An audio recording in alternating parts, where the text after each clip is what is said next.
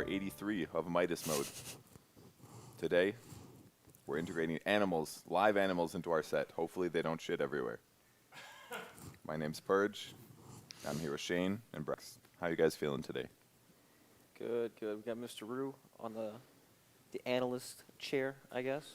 It's all on him to break down the Dota for today. Yep. You know, the only thing holding him there is that peanut butter sandwich right beside you. And the second that leaves, he doesn't love you.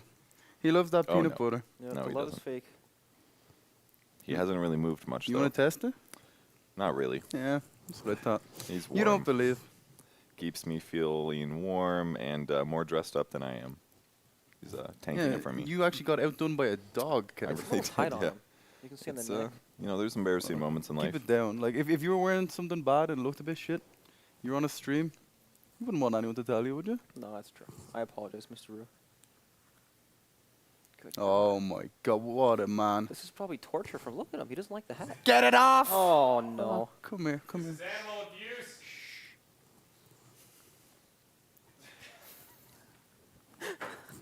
He's not the biggest fan Well, of the hat, to be honest. that's all that matters. All right, so there's going to be some Dota 2 today.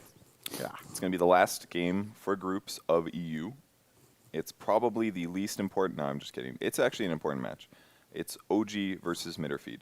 Now, this is important because Mitterfeed hasn't actually won a series yet. They haven't actually won a game yet, but they're ballers. They're rich. So if they can take a win off OG, it probably is going to matter. To find out, let's take a look at the standings. All right, Amazing. here we go. All right, so there they are towards the top, 0 wins. Now the way that you get out of groups is you can't get 4th place. If you have no set wins, you're screwed. But if you tie with somebody and you have the same amount of sets won, then it is it's based on how many game wins you've had. Okay, so who can they tie with? Who's in? They could tie with OG here. OG only has 2 game wins. Oh, okay. So if Mitterfeed goes 2-0, they will tie with OG, and they have more Navi Moonbucks as well, right? Well, and Navi as well. Yes, actually. Yeah, so it's a three-way So basically, as long as even if OG loses, as long as they keep more Moonbucks than Navi, they will beat Navi. Navi would be the last seed. is it? What's the order of like when two teams are tied? Isn't it It's head-to-head sets. first? Nope, there's no head-to-head. Head-to-head Okay. doesn't matter in this So- mode because Moonbucks. You know, you might not spend that many Moonbucks when you lose to somebody. Are you saying if OG just do nothing, pick no heroes, random everything, they go through? Yeah, OG could do nothing, and no matter what, Navi is worse than them because they have 3K more Moonbucks. Hopefully they don't. So it's sets, then it's games won, and then it is Moonbucks. So Okay. Mitterfeed needs to win a set or they're out. They need to beat OG here. If they beat OG, and even if they lose a game, and they still have more Moonbucks than Navi's going to be the 4th seed. So it's pretty much in OG's hands, Okay. by all means. Well, Mr. Rue's so sad for Mitterfeed's chances in this series. It's Sending not all their great. prayers. They just have to win, though, and they've got a lot of Moonbucks. They can spend like 5K or something crazy. That's true. It's not all bad, right? They seem to be struggling really hard. Let's be honest here. Okay, yeah. They OG a very tough opponent. Yes. They embrace the style of Midas mode, and they still are able to play Mhm. very good Dota. Mitterfeed, they looked pretty rough the other day. They was against Liquid now, in fairness, so Yep. it's a difficult opponent, maybe the most difficult. But what do you think, Mr. Rue? Mr. is dead inside until he gets food, I think. He's edging towards it. Did you notice that? He's slowly He- making his way He he over. is le- getting closer. Yes, He's like he is. yawning, scratching the hat off my head. Oh, it fell. When you're not looking, he's going to go for it. Anyways, Liquid's pretty good. They got 1st seed. Good for them. They won 3 sets. There's nothing. They lost 0 games. Is that true? 2-0'd Mitterfeed. Yeah, and then they 2-0 2-0 Nav. Mitterfeed when they should have gone 2-1 or something like that. Yeah. So they won 6-0. Their 1st seed. They're going to go all the way to the regional grand finals for EU. On the NA side, we're not going to catch any of their matches today, but Optic ended up going 3-0 as well. Good for them. So they're going to do a regional grand finals for them. And then the 2nd and 3rd seed, the only difference is that the 2nd seed gets some small bonuses over the 3rd seed, and then they have to play an elimination match, which goes on to the grand finals. So we basically have a set today, a best of 3. Tomorrow we have another best of 3, and then it's time for playoffs. Nice. So lots of stuff to go on here. I'm Left actually for very Midas mode. excited for the playoffs. And during the playoffs, the teams might actually spend their money, so that'll be exciting too. Unlikely. Probably Do not. you see the banks? They're very high. Oh, God. They are. So, bit of positivity, They lads. could make Come the- on. They could make the banks Realistic. bigger. I mean, what's more important, winning the tournament or having a fat bank? Mitterfeed clearly made their choice. Big numbers are good. We haven't seen the game yet. The series is yet to be played, Kevin. Uh-huh. They could still win the tournament. They actually could. That's pretty Yes. crazy. They could actually. Midfield actually could win. It's pretty insane actually. There's one set left, and it could determine so much. I mean, it's. I thought maybe the format would be limited in that way, that everything would be decided by the time the groups are ending. But that's actually not even close to the truth.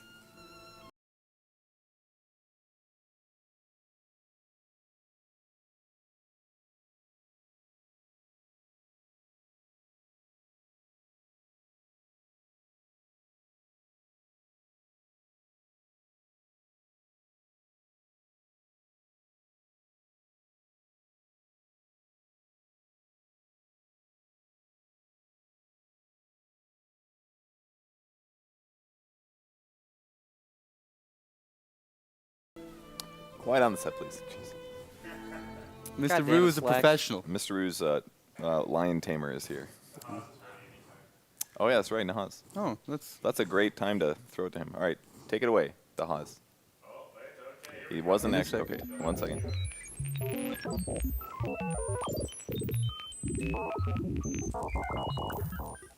Hello, Nahaz. Welcome back to day 16 of Midas mode. Thanks, brother. Good to be here. Pretty good results, I think. Yesterday, our little tweaks worked for the most part, I think, until the very end of the day. That first draft from Liquid and OG, I think, was one of my favorite Dota 2 drafts of all time, with 5 Radiant Melee against 5 Radiant Dire, and Resolution actually tweeting during the draft to Liquid, all Radiant Melee, all Radiant Dire, let's go. So I thought that was something totally unique you're not going to see in any other tournament. Overall, we've got 93 different heroes picked in 23 matches so far in Midas mode. Obviously, a lot of variety there. Look out for your Pugna. He's still the most picked hero overall. He's 5-1 in this tournament. Pangler and Rubik both sitting at 4-1, not so far behind. One of the things that you will notice if you look at our prices today, there are no more max price heroes. So Puck has finally come down from that 500 mark. He's only 476. We haven't seen much of him in the tournament. One question I am still getting from people is, why is Night Stalker still priced so high, given that he has not been picked at all this tournament? Remember, Night Stalker was the most picked and banned hero by far in 7.07 Pro Dota 2 coming into Midas mode. I believe he was picked about 350 times out of about 500 games that we had coming in, which is by far more than any other hero. So his price has taken some time to come down, but you'll notice apart from that, the prices really are updating. Pangolier, for example, which started the tournament as one of the lower priced, I think the lowest priced hero, has already gone up to 393. He's actually the highest priced agility hero, just ahead of Animage at 386. So we are getting some interesting price movements as the tournament goes on. No tweaks of our pricing system for today. We may make one more small change ahead of the playoff phase, but I'm pretty happy with where we are right now, gents. Yeah, I definitely agree. It's kind of interesting to see the prices get a little bit muddled in the middle, since teams don't really seem to care. yeah. But we've seen like a variety of metas. Are there any like metas that we've seen so far that you guys really like to watch? Well, I guess the Pango. I was unsure about how the hero will be played, if it will be any good. And it seems that the players just kind of picked it up really, really quickly, and it seems to have a very high success rate. Mm-hmm. Yeah. How do you think, Nahaz, how's it going for you? Like, what have been the main surprises? Or maybe even, is there some heroes that have been picked or not picked that have surprised you? Yeah, I think one of my favorite things about some of these games is that we're seeing, you see the 7.07 changes a little bit more clearly because the matchups are a lot more varied. For example, Shadow Fiend has really impressed me so far in this tournament. He's 4-0. I think there have been a couple of these games where you've really seen the increased kill potential at level 1 and level 2 raise from the stack damage changes that came with 707. You now do, if I remember right, because it's been changed, if all 3 level 1 raises hit, you now do about 50% more damage with 3 level 1 raises than you were doing before, despite the base damage being slightly reduced. So that kill potential of Shadow Fiend early on in lane is really dramatically increased under certain circumstances, and I think you've seen that in a couple of the games. I think it is surprising that Night Stalker hasn't even necessarily been touched. The Winter Wyvern, I think teams are starting to understand the extent to which Spirit Vessel counters that hero very, very well. And I think we've seen a couple teams experiment with Morphling, and a lot of people are telling me now that Morphling looks like he was a little bit better maybe than they expected coming into this patch. Yeah, I've been saying that. It's kind of a Yeah. broken record, but I've been like circle jerking Morphling for at least like 2 weeks. You've been really going on about it. You won't Yeah. shut up. Hey, I really Nahas, want can I to ask you something real quick? Yo, So this feels like the first event where we get to really see the power of some of these heroes that haven't been played, right? Like the Morphling, Dark Willow, Pangolier. And we're kind of understanding how strong these heroes are. Pangolier seems super strong in almost every scenario. Dark Willow is a bit of a question mark at the moment just because it looks good, but teams aren't winning with it. And maybe that's not because, maybe one team's just better than the other, but I really wanted to ask you about Morphling. Like, he obviously lost the replicate aspect, so he doesn't split push as safely, not as safe, but they gave him so many more tools to work with. Right. Like, is he in captain's mode? Do you know? I'm pretty No. sure he's not. Okay. Because well, wait a minute. No, I think did they change that? Because I think he might be. Okay. I can look that up really quickly. Really? But the question about Morphling is I just remember a lot of pro players bitching about Morphling, and now my senior brain is losing track of whether it was because he was left in captain's mode or it was because he was left in rank. But anyway, the thing about Morphling that He I was think added you've in seen in this tournament. 7.0. Okay, he was added, actually. Okay, so he was added. So here's the thing, right? One of the first Morphling games that we saw in this tournament was a Morphling against a Doom. And the thing that game really made me think about was when you're a Morph and you have this hero on the other side that, number one, has obviously one really strong ability that you want to make use of, but number two is also really tanky. Okay, and has these natural sustain abilities like the aura, like the ability that Morphling potentially can get these creep abilities as well. It almost gives you extra strategic options in a fight because you can make use of those abilities, and under certain circumstances, you can turn into another hero, and have less of a chance of dying in that fight than if you stayed as Morph. Yeah. So I think teams are really starting to, like, a lot of people when they talk about Morph, it's still about, okay, I'm gonna become Magnus, cast Empower on myself, and immediately switch back.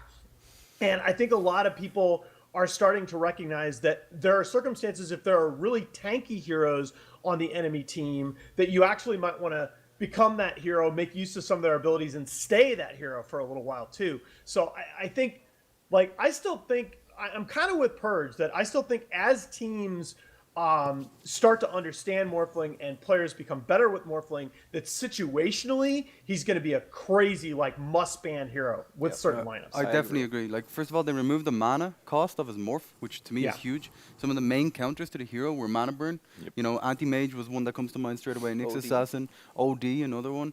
Then all of a sudden they give him an initiation tool. Oh, your team lacks an initiator?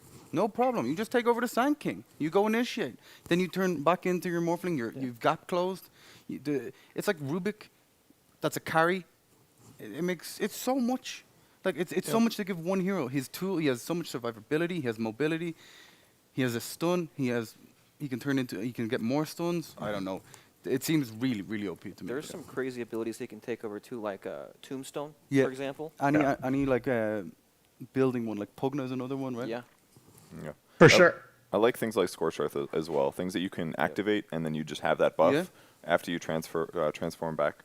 Really the Morph Ultimate should be looked at as for 5 to 8 seconds, you use the basic abilities of some other hero. And that's for one skill point. That's really valuable, even if it's your ultimate. But think about what the old Replicate did. Damage-wise, nothing. It was like a get-out-of-jail-free card. Once in a while, you replicate an anti-mage, you're really happy, or like a PL or something. But that was so situational. Now it's or like someone with Radiance, maybe. or someone with the Radiance. Like those were like the 3 situations where old Replica was good. This is easily an upgrade, especially now when you can take damage when you transform into them and then come back with full HP. You can even take like Metamorphosis, right? And you can get the attack. I'm not sure if that works because that's been bugged in Ability Draft for like a year or two. But If we have a minute, guys, let me ask you a question that they were talking about last night on the Perfect World panel, and that's, what do you think of the new 707 items? Because I am personally of the opinion that Spirit Vessel is ridiculously good. Yes. I think Kaya is really good on like 4 or 5 heroes and pretty meh otherwise. And the other ones I haven't really wrapped my brain around yet, particularly Aeon. For me, What do you guys think about that? the Aeon disc is the one that stands out the most. Like if you're playing a hero, for example, Oracle, Brewmaster, that's extremely ulti reliant and control reliant, or maybe a save, maybe dazzle, and you are the #1 target in a team fight, and you have this kind of capability of staying alive after the initiation, it doesn't make sense to me, right? It makes these heroes so much stronger. You're saying it's too strong? Yeah, I think so. I think it's very situational. Yeah, it personally. is. But in them situations, it is ridiculous. I think those situations that it works is only when it's like a person comes into the team fight to try to snipe you and quickly get out. I think only in those circumstances it's good. If it's a full-blown team fight, I don't think it really matters that much. Because you can just, it removes the first disable. Yes. But anything after that, you're still stunned. See, and you yes, take you less don't, damage, though, right? okay, you don't take damage for 2.5 seconds. Yeah, but so you can get 4 But if two staffed heroes or- jump on you, if it's a chaotic team fight, and they throw like a stun on you that gets you 80%, and then they cast Orchid on you, then they kill you 2.5 seconds later because you're going to be squishy anyways. Like, it's very, you're spending like 5k gold for a 250 HP, 250 mana item. It does reduce status resistance and all. Yeah. But it's like, if it's a chaotic team fight, or you're taking a lot of damage, or like, it's not going to keep you alive for long. Well, it's great against like storm spirits, I but feel like the aim of the item is to help you, if you're already winning the game, then it helps you secure that win, Yeah. kind of. Right? Yes. 'Cause you pick up these items on support heroes and utility heroes for the most part, right? Your Sand King that blinks stuns in, baits out all these spells. You can't really go on them. Your Earth Shakers, even like your Enigmas. All these heroes that don't really, the heroes that farm utility items, right? Your Blink Force Yeah. Staff, Yule's heroes would buy the Eon Disc afterwards. Yeah. And then it just becomes much No, more I think that's difficult to I think fight that's against. actually the key to the item. That like I think Blitz had a good point when he sort of compared it to Ghost Scepter, and he said you know, in the sense that it's an item that will allow you to survive when the enemy team is very strong in a certain area, like physical damage for Ghost Scepter. But the item is so much more expensive that supports aren't generally going to get to buy it until the super late game. And is there a core that you're really going to be able to fit it naturally into the item progression where you get all the other stuff that you need? Like that's the kind of thing. I don't think anybody's really fit it into a natural item build for a good hero yet. And so that's when I think we're going to learn a lot more about the I think items. the when only we one see that comes to mind is Brew. yeah. Yeah. I just don't think it fits naturally into any hero's build just because the Not even stats it gives are Brewmaster? so bad. No, I like you could you buy agree? if you It's could like buy a an third AC, item, you could honestly. buy like a Vlad's, you could buy Aura, you could buy Eggs, you could buy a Force Staff or some I don't know. It's Yeah. dependent on the game. It's though. yeah, it's super situational. That's why I feel like you have but to be so far ahead to be able to buy it. totally agree. Right? It's super expensive. The stats aren't very value for the cost, and you need other items for the most part. I feel the same with the Nullifier thing as well.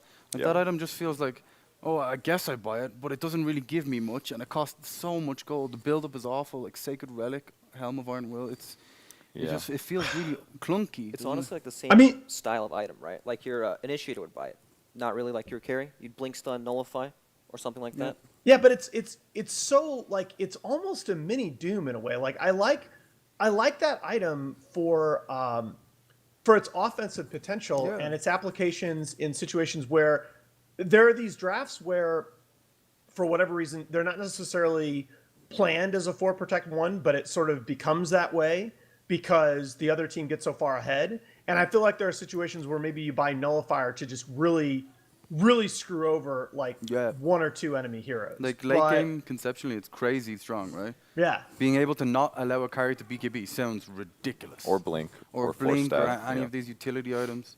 It sounds really good, but it feels more expensive than it is, really. I mean, it's what a Yeah. 4,000 like 700 gold item. It's pretty expensive, but it's not out of reach.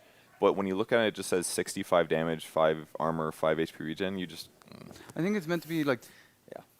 late game, a support can buy it to actually kill a carry, and it Yeah. will shorten the game time, Okay. so you can have these like BKB TPs and all this kind of. You know what, one way I'd love to see that item used more is heroes that attack rapidly or have summons, because it does apply that like cold Yeah. snap sort of slow. That if you could go in with like Beastmaster or something and Yeah. use Nullifier after Roar, if you're hitting him with like 5 different things, he's basically permaslowed for those 5 I think seconds. the one I've seen it the most on is Ursa, actually. You know, you, Okay, that'd be you cool. blink in, you slap, Oh, that's kind of cool. and you don't want people to run away. That's the one thing Ursa I was having a hates. hard time finding some sort of carrier, like damage dealer, that would actually buy the item. Life Like Stealer one. and Ursa, the ones that come to mind. Life Stealer not as much, but It makes a lot of sense because people would buy Ghost Scepter Yeah. or Force Force Staff Staff. Away or Glimmer Cape. I mean, really, it could be a lot of. It could be Anti-Mage, maybe. Once you have Manta, it's kind of Yeah. maybe. It's tough though to fit it in, isn't it? That's the problem, especially on anti-major when you're When you farming look so at the fast. stats, you just kind of go, I don't really want this item. Yeah. Yeah, that to me, that's absolutely right. No, I think I want to see more challenges around some of the new items in 707. So get to work on Reddit, guys. All right, that's a good idea. Maybe Yeah, it tomorrow. is. Nullifier, rush nullifier on every hero. That's gonna be one of the 10 million suggestions. moonbucks. Now you got it. But the other thing, by the way, when you guys are writing these in the Reddit threads, like clever titles matter. Like I find myself I sifting through agree. some of these, and one of the things that really makes me go, hey, that's really cool, is a clever or funny title. Nice. I say this because there are a lot of them that like somebody goes, oh well, I submitted that yesterday, and I'm like, well, You're only saying presentation that matters. because you can appreciate dad jokes. So you're overvaluing a good pun. That's all. I know Guilty. We also rename most of them. Yeah, we actually take the names. Oh, And we're like, fair this enough. sucks. Let's make it more clever. Yeah. But or it'll be good, and maybe it could be next. One or level two, edge, yeah. definitely. Well, that was a great discussion. Thanks a lot for coming Yep. on, Nahaz. We will catch Thanks, you at the end guys. of the day. Well, Mr. Rue, do you have any feedback on nullifiers? And item? Oh God, that's He's my naked. sensitive parts. He is, dude. Oh God. Put his paw. What is Put some clothes I on. can just appreciate that this dog only weighs like 45 pounds instead of my larger dog's 50 pounds. It doesn't hurt as much. Yeah, my dog sits on my Would lap. you like on to the hold my computer peanut butter bread? as well. Yeah, come on. Now let's see who he loves now. Mr. Rue. Oh, jeez. Oh, He's got okay. a spot. He's not moving. He can relate to me because I have more body hair than you, I'll Shane. go like this. Oh, He's watching it. Oh, we got our challenges for the day. sick. All right. I actually haven't read through these before too much, so let's get into it. Can we get the original? Can we get it a little bit larger? It's kind of difficult. I don't have my glasses today. Sure, we'll go one by one. You guys want to Okay, start? all yours. Before 30 minutes, get Roshan below 200 HP and all chat. Rosh is all yours. To complete the challenge, your team may not kill Roshan for the next 5 minutes. So the incentive with this is, get the Roshan low, and you can do whatever you want. You can protect it, you can go farm, but it encourages kind of unusual play styles in a situation though. It's kind of like a protect the or capture the flag scenario. Capture the right? flag, yeah. You gotta defend the point. Cool. Could Is be this a nice win to- more challenge? I believe Oh, it's so. before 30 minutes though, so there's a little bit of a timer here. Yep. Might be a little hard. Walk of shame. First player to die from your team must walk from one side of the river to the other without leaving the river, while their team spams shame, shame, shame, I assume in all chat. If the player dies on the way, they either give up, receiving no moonbooks, or try again. Honestly, I laughed straight away. Reminded me of the Game of Thrones. It's hilarious, right? Just imagine a lion walking down the river, his whole team shaming him for dying, and you can, like, the enemy team can kill him. I mean, that's a lot of moonbucks, but that's also a lot of time spent. I mean, that's is. if you're the first person dying, you probably don't have boots. You probably don't have level 4 Guardian Sprint on Slardar, which would make this quite easy. You could be an Invis hero, so maybe there's some options here. Oh, and yeah, maybe you we'll see some abuse like dying to Roshan Oh. before the game starts and like the Don't liquid be giving the strat. team's ideas. That is great, though. The Invis idea is pretty good. All right, sacrifice. Deny item, all chat what it was. If the enemy denies a more expensive item, they get the bounty instead. You may one-up their deny, and so on and so forth. When the first fraction of the game falls, the bounty ends. It doesn't double if you win. 750 moonbucks. I love this one because no team would not start it. They'd be like, I Yeah. denied an Ironwood branch, Or- or I denied a shared Tango. Yeah. And then they just got to keep going. Oh my Because at that God. point, you're already committed. It's like when you're already like hugely into a poker hand. You're like, well, I mean, it's only going to cost me 5% more to keep going. Might as well. And at some point, will that stop? And sometimes when you're playing a game of poker against someone or a game of Dota, you're angry at them, right? You're like, oh my God, he just won up me again. And then you're like, screw it, like I deny my Manta style. It could happen. There could be like a team is stomping, they killed 5 heroes, they're about to kill the Rax, and then they just drop an item and destroy it. Can't be your BKB though. That's true. impossible. I guess it does get exponentially more expensive, really, because Yeah, it it's not does. like you're losing 50 gold for the extra deny. It's No. more like it jumps crap and load. jumps and jumps. But we're definitely in it. I feel like we easily see people denying 500 gold items Oh, of at some course. point. Maybe 1,000. Maybe they'll go crazier. So Who pick knows? my hero. During the pick phase, allow the enemy team to pick one of your heroes. Say pick my hero. If the enemy does not pick a hero, you pick the hero for free and receive the bounty. I can't imagine this one was fun to code, but I don't even know if all chat's still visible to us during the pick phase or not. But that one's kind of interesting. What's the strategy for this? Where in the so order do you basically pick it's it? more like our 4 picks are amazing. You can pick me any hero in the game and we're still going to destroy it. It's more of a confidence thing. Yeah, right? but do you really go with the 5th pick? to let them pick, or do you go like first pick so you can fix the draft? Because if they pick something like they pick a fourth carry or something, or That's true. fourth support, We saw what would support your strategy Slark. be, Brex? Would you just ignore this challenge? I don't know. This one's a bit questionable. I'm not sure how to take it exactly because it's a weird draft one where you could very easily ruin your draft, and then if you start with it, you could get something that perhaps you don't play very well, like Meepo, for example. Not every team plays this hero. Oh, the two teams today do. Well, they do. But there are, of course, a million other heroes like that that I can't name. So I don't know. How much is it? I can't see. 600? 600. I mean, it's a pretty good amount of moonbucks. Yeah. And if you win, it doubles as well, right? Yep. This one Shannon was very excited about. Dota Trivia Night. Multiple times per game. A caster types a Dota Trivia question. The first team to answer it, 3 correct wins. Answers are taken from both teams as soon as they are asked. First to answer correctly wins 1 point for either team.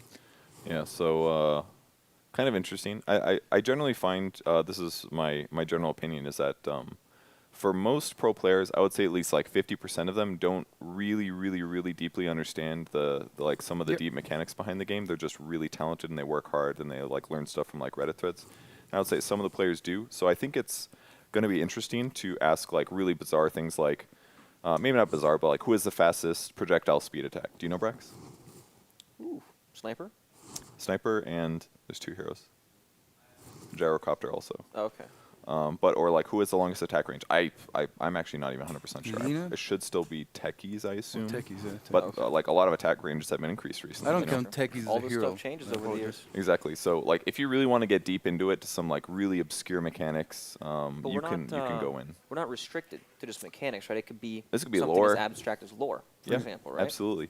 100%. And they have to respond during the game, so that could Okay. get a little bit messy. So this is when you whip it out during the team fights, Yes. or perhaps that tense Roshan moment. Yeah, and then whichever team dies first has a biased advantage because they have one person that can type. Yeah. Okay. All right, gotta go fast. Every player must start with brown boots. I think that one could be kind of fun. It's basically like what, Dota 1 or something. It is Dota 1, essentially. Yeah. Ultra old Dota 1. Does that really matter? I mean, you could pick a lineup that benefits from brown boots. You could pick like a Razor and Right. like some other roaming, You like could a draft- Pudge or yeah, something. Drafting around, You that's an interesting idea. yeah, you could. That could solve some of the issues. Because I think sometimes you go to mid lane, you have brown boots, you lost. You know, certain Yeah. heroes just can't do anything. Absolutely. This But- one's pretty tough on the support items, though, isn't it? How do you buy Oh. like courier wards, all that kind of Exactly. stuff? You'd be like brown boots, and that's it. No regen. Yeah. I guess that's when the the carries buy 1 ward each or something. I don't know. Make sure you have like a really strong safe lane so it doesn't need regen. Right. Yeah. Nyx they might do Assassin, it. OP. All right, Jedi Council. Every player buys a Force Staff before any barracks falls, so can't be doing this late game. But I mean, this one's pretty. It's accomplishable. We'll count Dragon Lances as well, of course, because they have Force Staff components. But You mean Pike? yes, Dragon Lance and yeah, Hurricane Pike. Yep, Hurricane Pike will count. What do you think the chances this one gets accomplished? I feel like it might only be a winning team thing. Yeah, Or unless maybe Force Staff is super rigorous, are good because they know stuns or something like that. they're right? against like Ricky with Yeah. a couple of Ricky clock lineups. Depending on possible, the though. agility heroes as well, range agility heroes, Hurricane Pike's pretty true. standard. Treasure hunt. The bottle. Hide the Hide. bottle in the enemy jungle and announce treasure hunt. In all chat, after 5 minutes, the enemy doesn't find the bottle. If the enemy doesn't find the bottle, you win moonbooks. What do you guys think about this one? I thought it was pretty cool. It's in the enemy jungle, so it should be safe-ish for them to look for it. But they're probably going to hide it in trees, so they'll Yes. probably have to use their own courier to look for it. You could easily set a trap here, like ward the crap out of their jungle Yeah, big time. entrances. Watch for if they don't have a Night Stalker or a Coddle or something. The thing that comes to mind is techies or. Oh, It's a big bait one, isn't Yeah, it? exactly. It's Yeah. definitely a bait one. and it's just for 300 moonbucks and a bottle. And ball's not bad. This might be, I think this one will be very popular. Yeah, I think it's something easy to do. Every This- team buys a bottle pretty yeah. much, right? Yeah. it doesn't cost more investment. It just is like, oh, they're 6 slotted. Exactly. Go hide a bottle, and there's no time limit. It's not a lot of moonbucks, but it could definitely be done. Cool. Very cool. Big You- spender. Could hide it on the cliff or something. I don't know. Maybe that's too obvious. Yeah, there's certain trees you can hide behind. It's like a warding game basically. Yeah, it is. What's your favorite warding spot? That's obscure. All right, big spender. Win the beginning blind auction. Can be won multiple times by the same team. So okay. basically, this just inflates heavily the blind auction, right? It's Yeah. so basically, if you spend 300 and you win it, you're going even. So minimum teams they should spend at least like 100 Moonbucks more for the blind auction. But then what's the gamble? How far are they going to go? How far are you going to go? True. Somebody loses money, probably. I think when there's money on the line, it's different to it being 0. Like, it's essentially resetting 300 to 0. But when you see 300, you're like, okay, I want to win this. You know what I mean? All right, we got a couple left really quick. We got hostage negotiations at the last one. When a player is about to die, his teammates may pause the game. They can then offer the other team an amount of Moonbucks to let that hero live. You can only do it once, and if the enemy team accepts the bribe and leaves the hero alive, the hero must live for at least 30 seconds. They receive the Moonbucks. If they deny the offer or kill the hero, the enemy team loses 25% of the offer from their own Moonbucks. Asking to spare a hero when they are going to die anyway negates the challenge. It's great, right? So if the enemy team does not accept, they lose their own Moonbucks. So they're encouraged to accept the challenge rather than it just be like, we don't need Moonbucks. This guy's important to kill. So this is actually kind of a big deal. Yeah, it's amazing. Like, just how well you know your opponents. You know, you can negotiate. Maybe they have something they need, and you can help them out. You know. I mean, both teams need Moonbucks Radiant to break team some of those battle. ties later. This could be real upsetting the balance of the whole system. Is there a cap? We didn't put a cap on. We're dumb. Well, we'll see how it works out. Here's game 1 of Mitterfeed versus Dire OG. team ban. Last match of the EU bracket. Starting off, no bans. No Seems bans. Pretty Yeah. standard. Well, they got to save money. What was the bet? Radiant Okay, team 299 versus 298. Are you serious? Oh my god. All right, congrats to Mitterfeed. They make 1 Moonbuck with their draft win, and OG actually loses nothing because if you lose the auction, you don't lose anything. So that was next level, dude. OG was one step Dire ahead team of ban. Mitterfeed, which technically doesn't benefit them that much. I mean, is this all that's going to happen? They're all going to bet like just south of 300. This became are you gambling to win 1 Moonbuck or less? I don't know. Oh, first big Pango. All right. All right. And we did see a Dark Willow ban. I think that's significant. We were talking about how the hero had some questionable win rate, but Yeah. still seemed good. So still seems valued.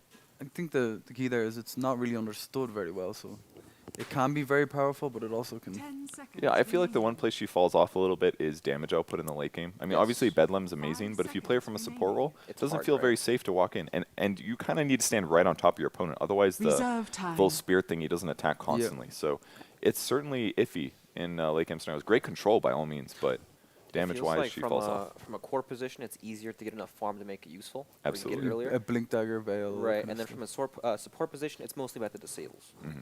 The big A. I don't even think you use the spirit almost. You just use the fear as a support. nearly. Right. Mm-hmm. I wonder will Pango go to 500 moonbooks? He's like straight shooting up there, right? He's been Yeah. picked so much. Yeah.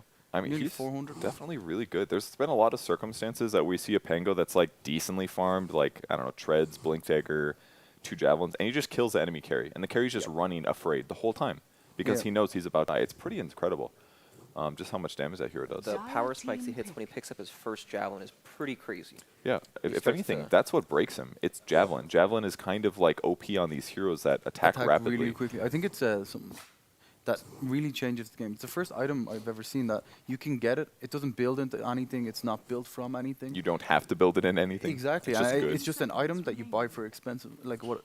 Imagine buying a Mystic Staff and being happy with that. You know, it's Yeah. very odd. Right? Except it costs like 1,100 gold or something Yeah. like that. Yeah. Right. Yeah, and OG's going to go with some randoms here. I think Reserve they're playing for the long game here. They know that they just need to Oh. win, I think, at least one of their matches here, and they're going to be making it into playoffs, so they open up with a random. Oh, God. Another nut shot and straight for the peanut butter. Okay. The peanut butter. He's good. All right. Random Razor, I would say, is pretty good. I think Razor is okay in this new patch. What do you think, Brax? I think he's pretty solid. I think 10 he's seconds remaining. he's got some poor matchups in like the range hero, or the blinkers, for example, and Yeah. people that can break 5 his link seconds instantly. But remaining. overall, seems like a decent hero. Have you tried playing him yet? No. I What would you say for item build? Reserve time. Would you say it's that different than before? Do you think he's more flexible? I think he's always been a pretty flexible hero as far as item builds go. It's always about staying alive, movement speed, the Sanjin Yasha, all that stuff. Yeah, that's what Uh-huh. I've been seeing in Yeah. the CIS qualifiers for Captain's Draft. Tickets on sale now. I saw Boots of Dire Travel, team ban. Sanjin Yasha, drums, all these just pure movement speed. Yeah, items. I think Boots of Travel is really good on agility heroes now because Yes. if you get that extra raw movement speed, that's just going to be multiplied by Radiant team the natural ban. agility you gain and buy throughout the game. It actually makes you so much faster than normal. Mr. Root just farted, by the way. I don't know if you guys heard that. It was a little squeaker, but I was like, Are you yep, sure? I smell it. I can smell it now. Yeah, confirmed. That is the Confirmed guilty dog face. fart. Yeah. I thought That's it was Suns fan. what do you feed this animal? Usually it is. 10 All right, there's a Doom pick as well, so OG is only committing to the one random. Proud of you, OG. One thing Razor struggles with, movement speed on the enemy team as well. We were talking about how good it is for Reserve him. time. If you have, say, track Dire team on your back. opponent's team, everyone's just running away from you. You can't catch anyone, right? If there's no creeps nearby, the unstable current is very good against that now. It won't do a perma slow obviously, but it can be useful. I think Razor could actually be decent against Pangolier as well. You can static link him even if he's in his ball, and your ultimate should hit him. Does it go through Magic Immune? 10 I guess it wouldn't hit him, would it? It should hit him. Yeah, sure. It does go through Magic Yeah, it's Immune, physical. 5 but seconds it does attack remaining. Magic Immune targets regardless of it being Yeah. physical. Okay, so you could lower his armor and Reserve deal damage time. and steal his damage while he's rolling in a ball. It won't affect his actual swashbuckler thing, but it's a way to affect him during the team fight if you're not chain stun. So they pick Pango. He's the most expensive agility hero. Yeah. Wow. Dear Lord. The prices have really averaged out. Yeah, they Radiant definitely have. team Nah's back. tweaking the numbers a bit. Dire team I feel like pick. he's at his rightful price now for how good he Pango? is. Yeah, Yeah. absolutely. Top mean- of the pops.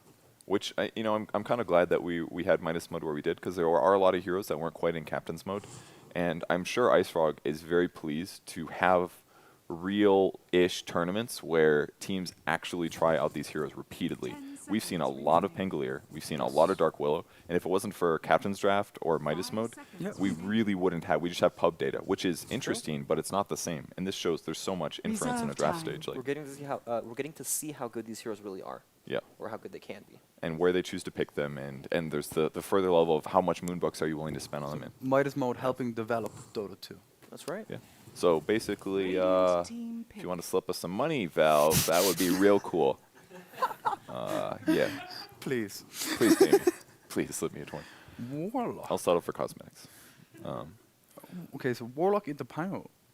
Interesting. I kind of like Warlock here because he can heal and keep the Razor alive. Like, one of the issues with Razor 10 is, like, seconds remaining. when you commit to a kill, you have to go real hard. And if you die, you throw so much 5 advantage away, and it's hard to seconds catch up. So if you back him up with, like, Fatal Bonds, Shadow Word, like an Infernal Golem, I feel like that'll help him. Reserve time. And Doom in similar ways. Kind of cheap dive. as well. He's 179, so it's not an expensive hero. The thing I struggle to see is they don't have any lockdown, right? They have Warlock Golem, they have Infernal Blade, but none of these like scream Well, that's right, we control. got 2 picks left, right? Yeah, exactly. So they have to make up for it in these two picks really heavily, Yes, right? they do. So if you Doom Pangolier when he's in his ultimate, would he go out of his ultimate? Anyone know? So there was a list of spells that do that to him, Uh-huh.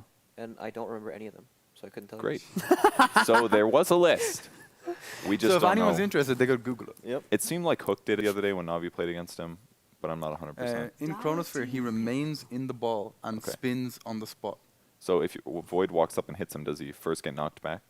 I think he can hit him, actually. Okay. Yeah, I Which would think make so, too. sense because he's not spinning technically. He's no There's no time. There's no You need- momentum. Yeah, exactly. Radiant Science. team pick. science. Legion Commander is the pick. Great lockdown. That's kind of solves some of the problems we've been talking about. Can be very good against Bounty. Yeah. You can press the attack to remove track from people. Yeah. I like it a lot versus line. You can't press the attack Hex though. Is But that only for Scythe, or is that for all hexes? it's all all hexes. hexes. Lines Oh, wow. Hex included. It was a massive 10 buff to Wow. Lion and Shoshan. Yes, its line is like actually even better against Slark. 5 It's seconds it's kind of like a remaining. 50. It depends on how good you are, obviously. But Right. I still prefer Minifeed's draft. I think they can. Reserve The Bounty can time. roam around, win their lanes. They have control with the Lion, and Pango just rolls around and kills everyone. I feel like Bounty has an insane win rate in Midas mode Yeah. either way. It's Like, because the games are so chaotic. The drafts are chaotic. Yeah. Everything Yes. is. It's very So scrappy. You're winning fights or losing fights. There's no clear winner, right? which and- kind of makes sense. Track has a huge win rate in ability draft, and the only reason I bring that up, I'm not saying this is ability draft, but once you segment abilities away from their heroes, you can really understand how good it is. Yeah. So if it has the ability to make your team run 14, 16, 18% movement speed faster in all fights, and if you win any fights, you get way more payout. Like those kinds of things add up and fill in a lot of gaps. So I think that may be one of the reasons.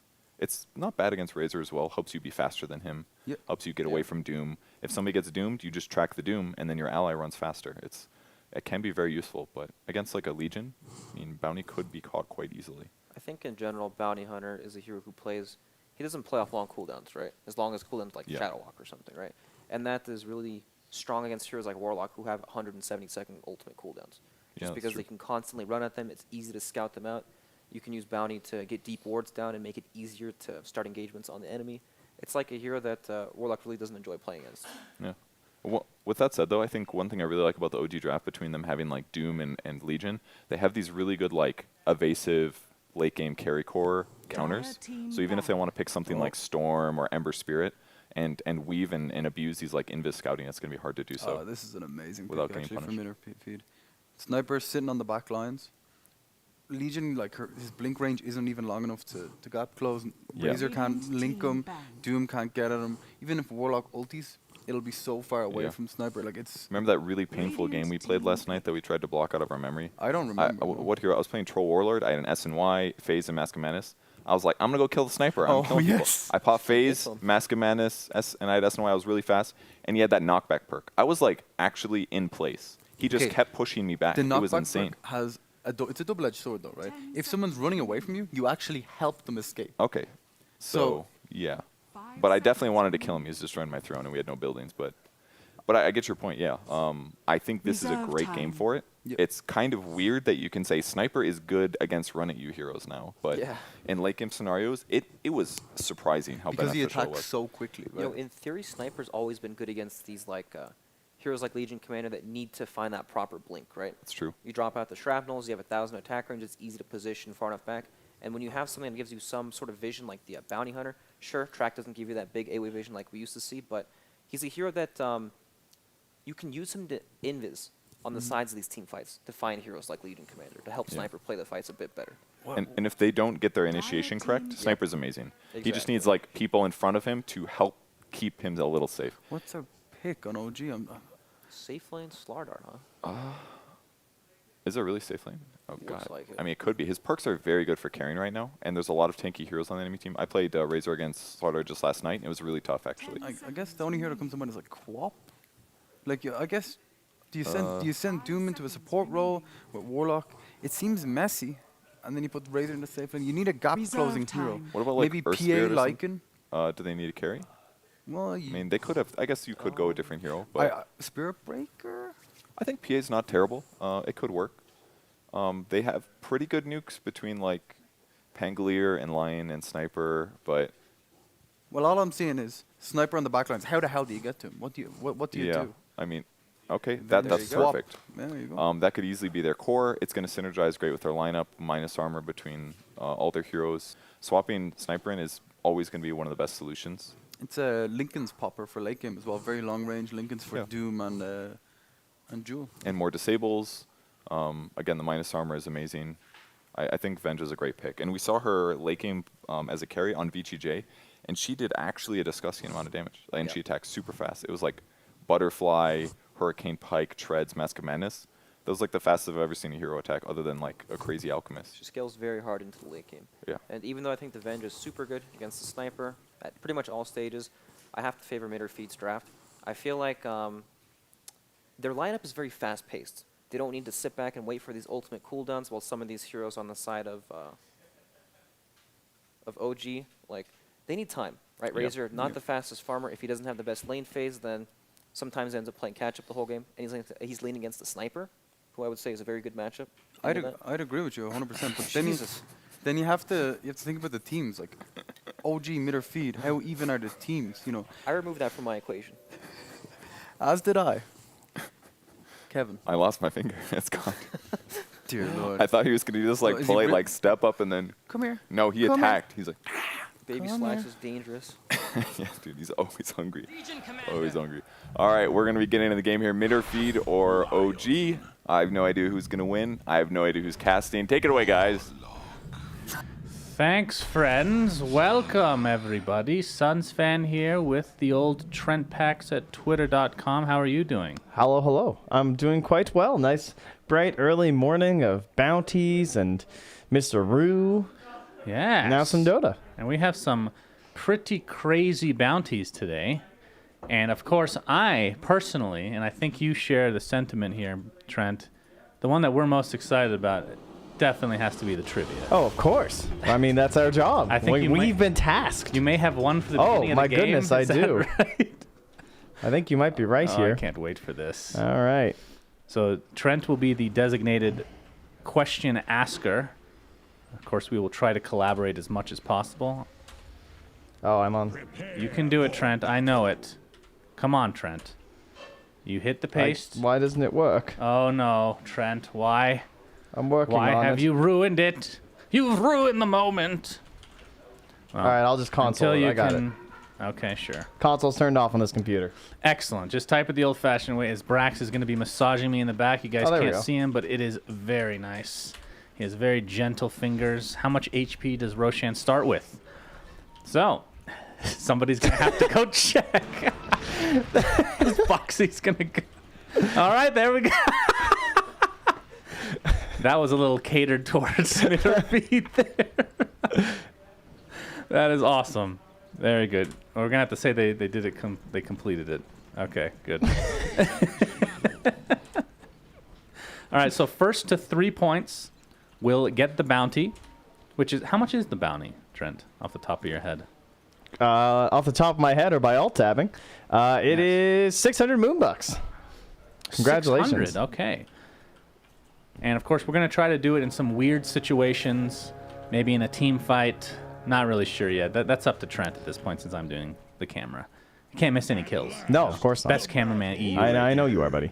You're the man. You're going to take the bounty down here. So I haven't even seen these heroes, really. What do we got here? We got a sniper. We got a Pangolier. Yeah, Off lane here. It looks like 10 tangos to start with. Oh, he's going to be annoying. indeed. Of course, we do have 2 stand-ins for Cancel and Weehaw on the side of mid or feed. Yeah, both of them at WESG currently, so they weren't able to play. But Tomato managed to get here to help out the squad as they almost had 3 stand-ins. So thank you, Tomato, for showing up here. You can see they are prepared for the bounty hunter here, hiding their lovely Sir Action Slacks courier underneath their tower. Yeah, it's very smart. And Very Kezer's just smart. lurking. He could probably just go kill it. They're pinging it out, though. Does Kezu actually want to go for it? He's right on the edge. He's just waiting. Yeah, he's not going in. He's out of there. Yeah, he gives up. It's going to end up being a lot of wasted time, I do believe, as the courier is repositioning itself again. Look at these particle effects. It's pretty crazy, actually. All right, you keep an eye on the courier. Yeah, I'm on it, buddy. Nobody's even near it, but It's still keep an just eye on it hanging out anyway. there. S4 in the bot lane. Legion Commander just hitting level 2 right now, so leeching some XP. They're pinging it out, though. That was Cinderin himself, in fact. This Of course, is a there's no scan quite up yet. serious value Legion Commander game. He can take off track. He can take off the Corrosive Haze as well. So, very nice stuff. And mid lane, we have a lot of action potentially, but S4 is going to get crushed in the bot lane. The right clicks will commence. Nice body blocking. The creeps have completely blocked him in, actually. It's not going to be enough for a kill, although Impale is up.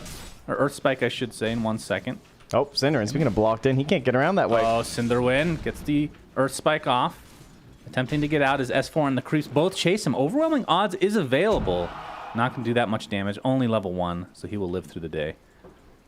Oh, Cinderin unintentionally steals the creep to the tower. I know that play is a sport. Quote unquote. Yeah, free gold. Looks like Warlock and Pangolier just duking it out here, but with the Fatal Bonds, it's a bit risky. Yeah, it sure is. He does have Shield Slam available, but no one to really pounce on at the Oh, he just moment. keeps getting this extra harass by punching the Centaur. It's great. Jerax is in the mid lane now, attempting to help out Resolution. Looking at the CS very early on, 11-7 versus the Snipers, 2-1. Of course, we didn't really get to see a whole lot of this, but Onmi was getting harassed quite a bit, was forced out of lane pretty much completely. The Satyr almost gets the kill. And Plasma Jerax. Field not there in time. Jerax has been here almost the entire time, if I'm not mistaken. Every time I look at Doom, I feel like he's over here, so You're probably correct. things are not going too well. I mean, that's, of course, why S4 was all alone down bottom and getting harassed, but it's turned out to be worth it because S4 is 11-0. He's almost up there with Tomato, despite there being 3 heroes in his lane at one point. Meanwhile, Pangolier and Mr. Boxy up top, 2 last hits, and he's just being chased around by Fly in the trees. Yeah, I mean, it's all about getting the levels on this hero for now.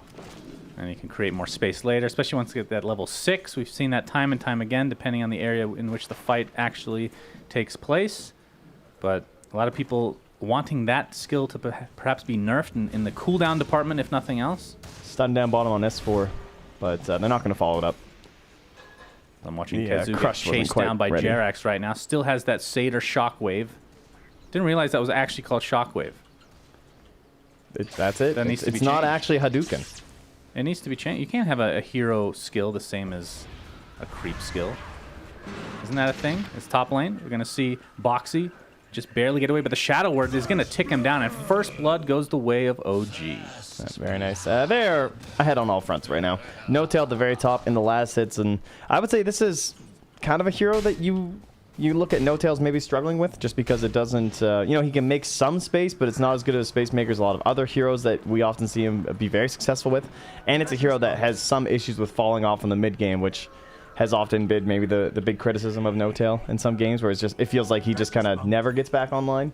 And Vengeful Spirit's just so notorious, so watch out for that. But S4 set up here again. Trouble. Tomato looking for the crush. He'll find it, and they'll find the kill as a result. Jax just chasing down Cinderin. That poor Lion, but Earth Spike is up in 1 second.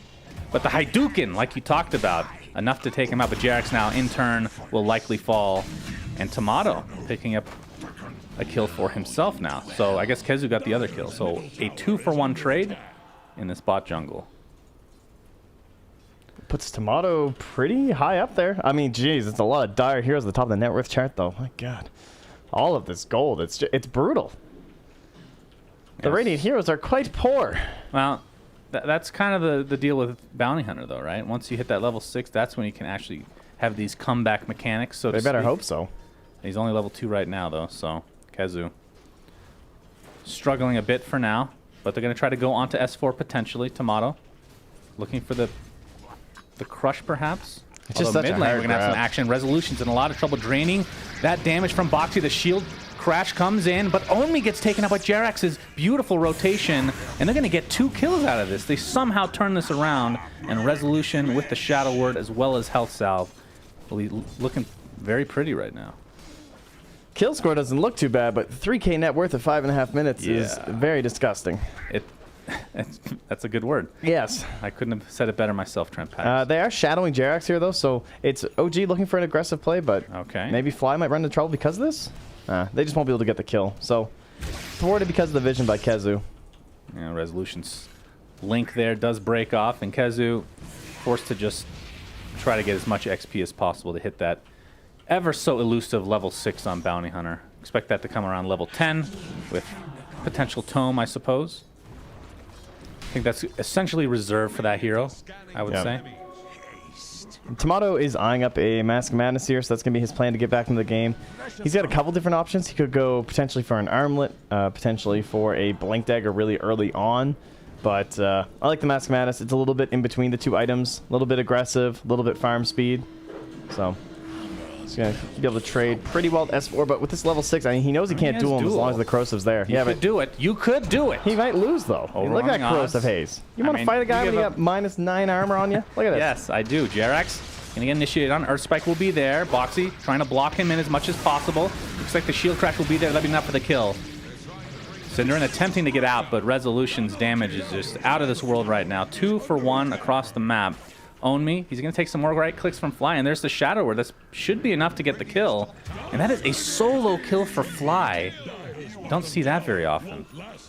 And a triple kill for Resolution. His levels were already fairly high, and now he's almost at level 5.5. I mean, we have a 3.5 Bounty Hunter and a level 4 Lion on the enemy side. This guy's a Warlock. He's 2-0-5 already. He's Jesus. somehow evolved in 7 of the 8 kills as a Warlock. All right, there's potential for this to snowball out of control. One might say. So we need to be able to get these questions out in turn, my friend. Just have it ready Okay. for a fight potentially. Is S4 getting That's a initiated good on idea. Tomato.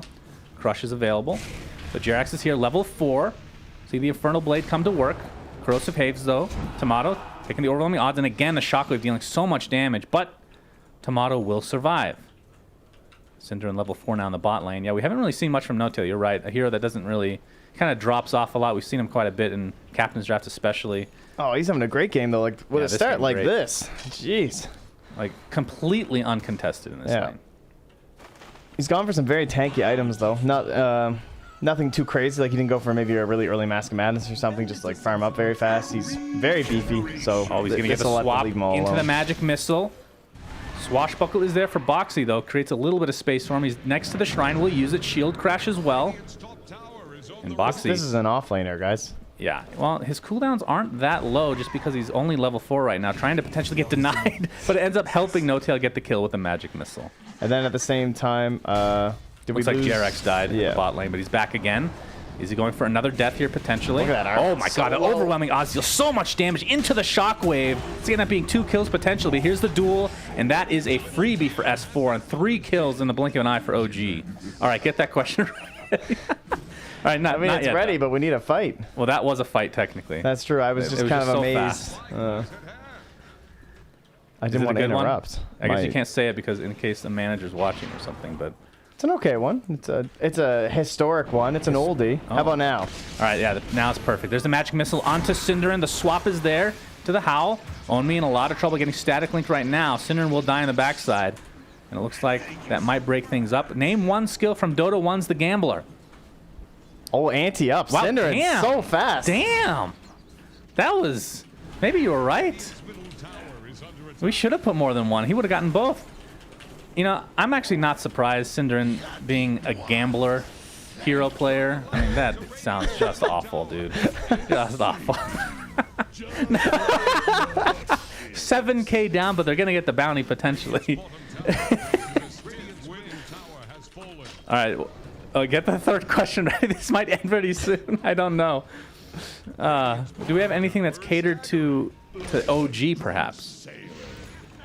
Probably not. We're going to have a swap onto Own Me. Jerax is here, still only level 5, but the Infernal Blade just deals so much damage.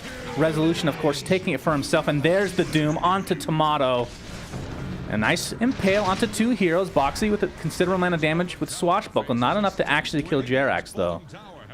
And OG just feel invincible right now, as Fly even gets a kill onto Tomato. The Shadow Word must have ticked him down.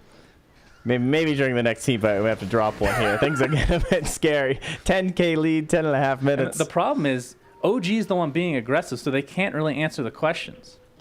Well, that's their fault for winning. I mean, I just want more than 3 questions, though. well, too bad. No, please. Do you see how fast Cinder was in that Gambler one? That guy was definitely a gambler. It's as if somebody had Gambler's leaked him spammer. information or something. That was super fast. But I guess if you're going to be in your base anyway, it'll be easy to type, right? Yeah, did someone share it in the Moonduck Discord? Cinder was just sitting there with all the We were questions. actually very secure in our questions. It's true. They're on a local notepad copy. file on this computer.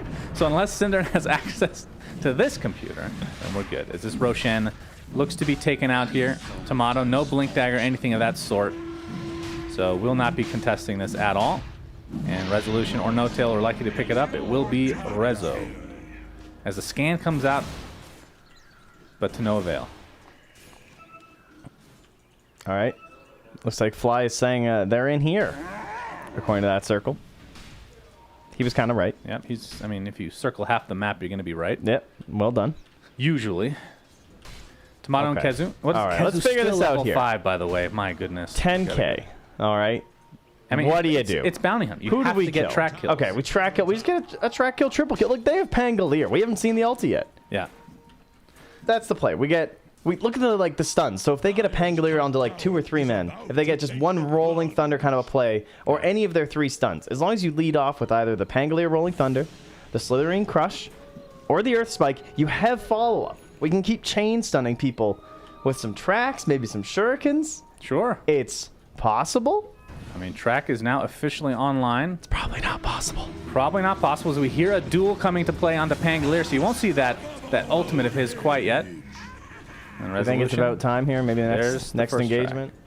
I don't know, dude. I don't. You have to do it before anybody dies, though, because then it creates. Oh, it's an advantage for the dead person. Yeah. Unless the dead person is not Cinder, because apparently Cinder knows all the answers to these. Do you have one that he will not know? No. All right, that's unfortunate. Oh, Kezu finds Fly, gets off the track. And Omi dealing barely any damage. I mean, right now we're talking about, it's only 13 minutes in the game.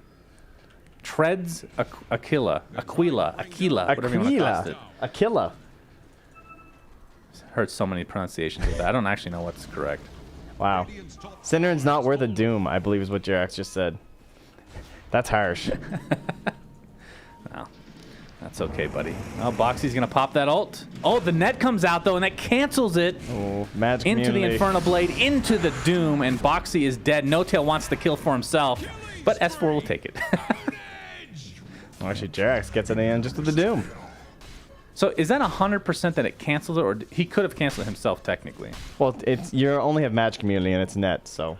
Well, I know. He got netted. Like, I figured you might stay in ball form and be netted. Yeah, I don't know. You might be right. Oh, he sacrificed an Iron Branch. All right. So we'll see if OG can sacrifice literally any other item in the game. As No Tail and company will take down this tier 2. Earth Spike is there. Do they have enough to actually take out Warlock? They do, and that's the first track kill of the game. They need about 20 more of those to get back in this game. And Kezu, oh, Resolution. Looks like JRX is going to be able to get the kill on Tomato on the backside. As here's Resolution running away.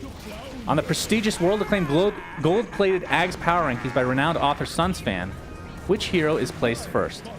Tomato. No, Fly. Come on. Oh, wow. Do they just both wrong? Do they have, how many guesses do they get? They can keep guessing. They have infinite time.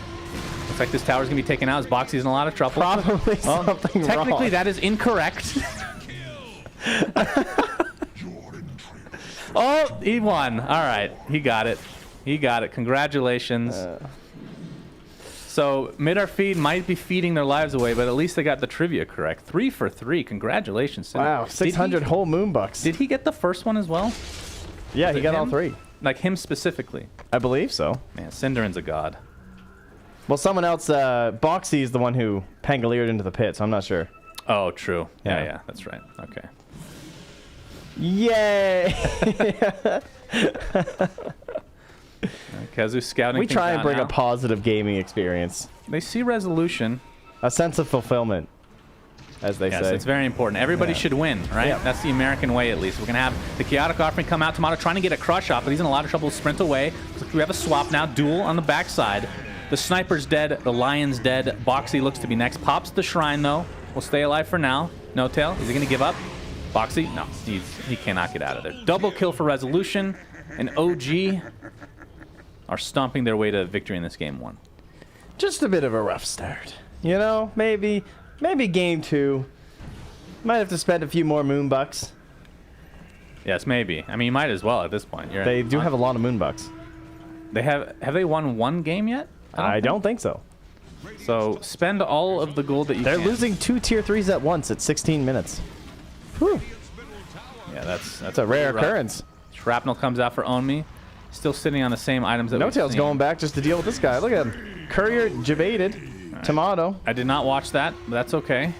You guys can visualize in your head what happened. As OG 19,000 gold lead at 16 minutes. You don't see that very often. Not often at The all. over 1k GPM victory. No Tail looking for a potential swap onto Own Me. Level 2 swap is available. You can get it there. There we go. Onto Own Me. Magic Missile to follow. Resolution. Oh, the Finger of Death doing a lot of damage to No Tail. Not enough to actually take him out. The Swashbuckler actually misses. And now Boxy gets doomed. SNY picked up by Resolution while this fight is going on. And Jerax might be in some trouble. We have a double buyback from Mid-Ar Feed. Looks like they should be able to get Jerax at the very least. And that is a track kill. But again, at what cost, my friends? Let's look at the actual graph here when it comes up. All right, well, they didn't lose the racks yet. Tomato's still above the Warlock. I mean, the fact that 2 buybacks and then 1 kill is about even. It evens out almost. In fact, that was... Yeah, that's pretty crazy. Oh, healing salve dropped. Is he gonna... Okay. So they never ended up denying anything else, right? Yeah. Oh, he actually got the Dire Courier. He's way in there. Yeah, so OG, all they have to do is... Oh, he sacrifices Magic Wand. Ooh. Okay. Looks like, I mean, at this point, Mid-Ar Feed might as well sacrifice... I mean, do they even have an item that's worth anything? Like, what's the most expensive item? Urn, maybe? They have a Mask of Madness. Okay. Is that actually the most expensive? Is Treads more expensive? I don't even know.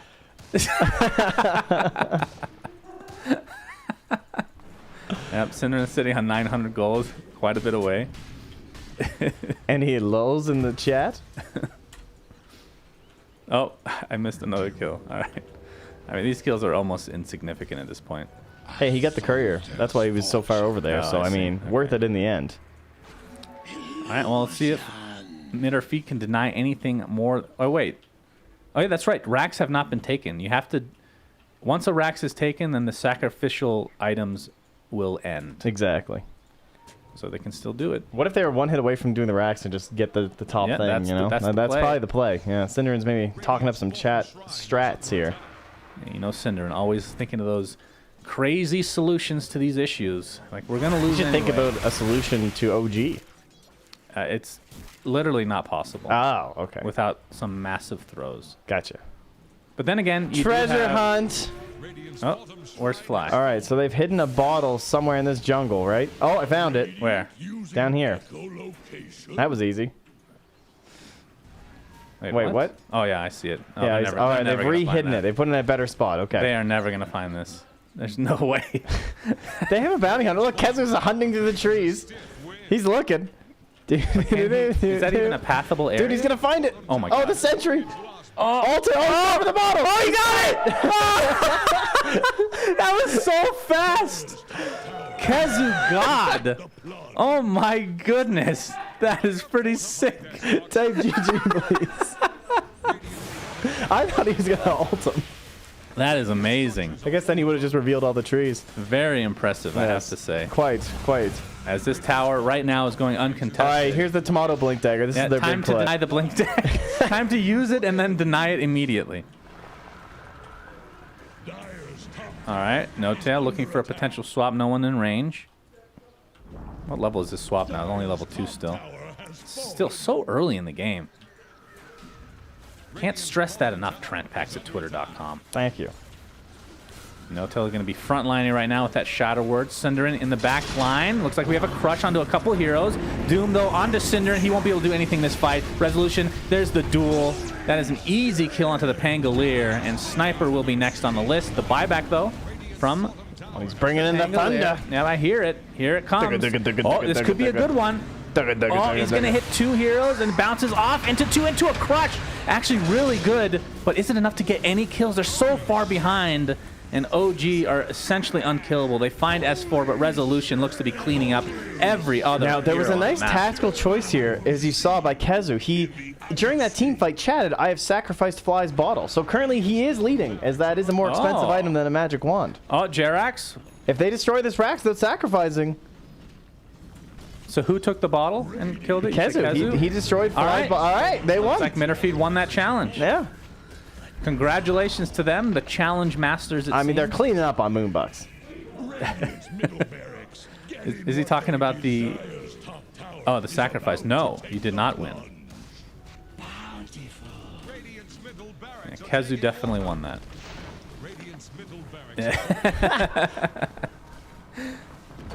Mid or feed gods. Cinder and the bounty master. Oh, treasure hunt. Oh, where did he put it? He's still holding it. Oh, he's still holding it. That doesn't count. Well, he's got it down now. He's called All right, it. Assassinate coming out. Boxy. He even pinged it for us. Thank you. Find a wall. Don't they have to stay alive for 5 minutes, though? I have no idea. You know where the bottle is, right? I'll take a look in a minute. Yeah, I got here. it. I'll Gets read a the, crush off, and we'll die very shortly after the duel. We'll be there as well. And No Tail having absolutely no problem finishing off these heroes. Omi, he's done. All right, ping Well, it. it just says if after 5 minutes they don't find it, so they never found it. Oh. I feel like that means they got it. Yeah, perhaps. We'll see what the judges have to say. Yeah, that's not our job. As this game comes to an end, a miserable game for Mid or Feed. Yeah, but who won? I mean, they got the OG. most bounties completed. What? Just because it says OG victory doesn't mean that they. I mean, look at the they score. Look won. at the net worth. No, those are meaningless metrics. That's not what this is about. This is about Moonbucks. Of course, you're right. And they got a lot of bounties. This is about winning the hearts and minds of children everywhere. And I think Mitterfeed really did that here today. They did, and then they didn't do a whole lot in the actual Dota game, so it maybe evens out in the end. But regardless, this is only game 1. If you want to see some more clowniness, then perhaps stay around for game 2, my friends. We'll be right back after this quick break. Oh, hello there! You caught me during my morning routine. I may not have ears, but I can tell you that this JBL LSR30X is one hell of a great speaker just because of the beautiful vibrations it sends throughout my body. Now you can get yourself one of these bad boys and have it shipped out to you within 2 days from our friends at massdrop.com, the community-made marketplace for audio enthusiasts quite like yourself. Visit Matchdrop.com today, sign up, and get one of these beautiful babies for yourself. Now, if you'll excuse me.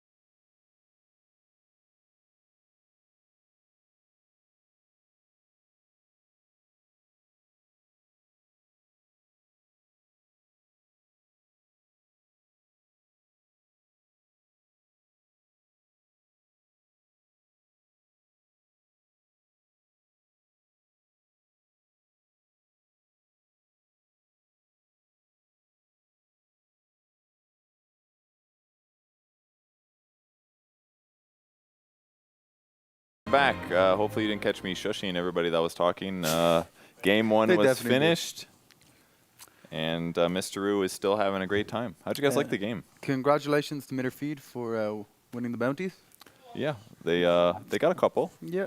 Not only that, but they also canceled their opponents from getting the hide your bottle challenge. That was pretty sweet, wasn't it? That was insane. It was like instantly 20 seconds later, it was like heat-seeking missile, dude. I don't know how he got it so quickly. Like, I guess he saw them in the vicinity, Yeah. but he guessed straight away. He went in there, grabbed the bottle, job done. It's like I think it's one of those things where you kind of know some juke paths. You think, yeah, it could be hidden in here or something.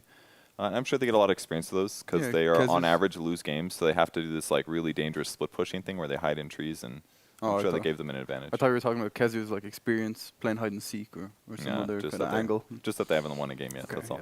yes. They nailed that challenge though. So they're always juking? Brutal. I just meant like when they split push, they have to hide in trees like an abnormal Uh-huh. amount of time, so they're very familiar with the tree hiding thing. All right. That's pretty Anyways, brutal. what do you say? What do you say? What do you say? What do you say? What do you say? Speak, Doggo. Actually, what do you say? What? What do you say? What do you say?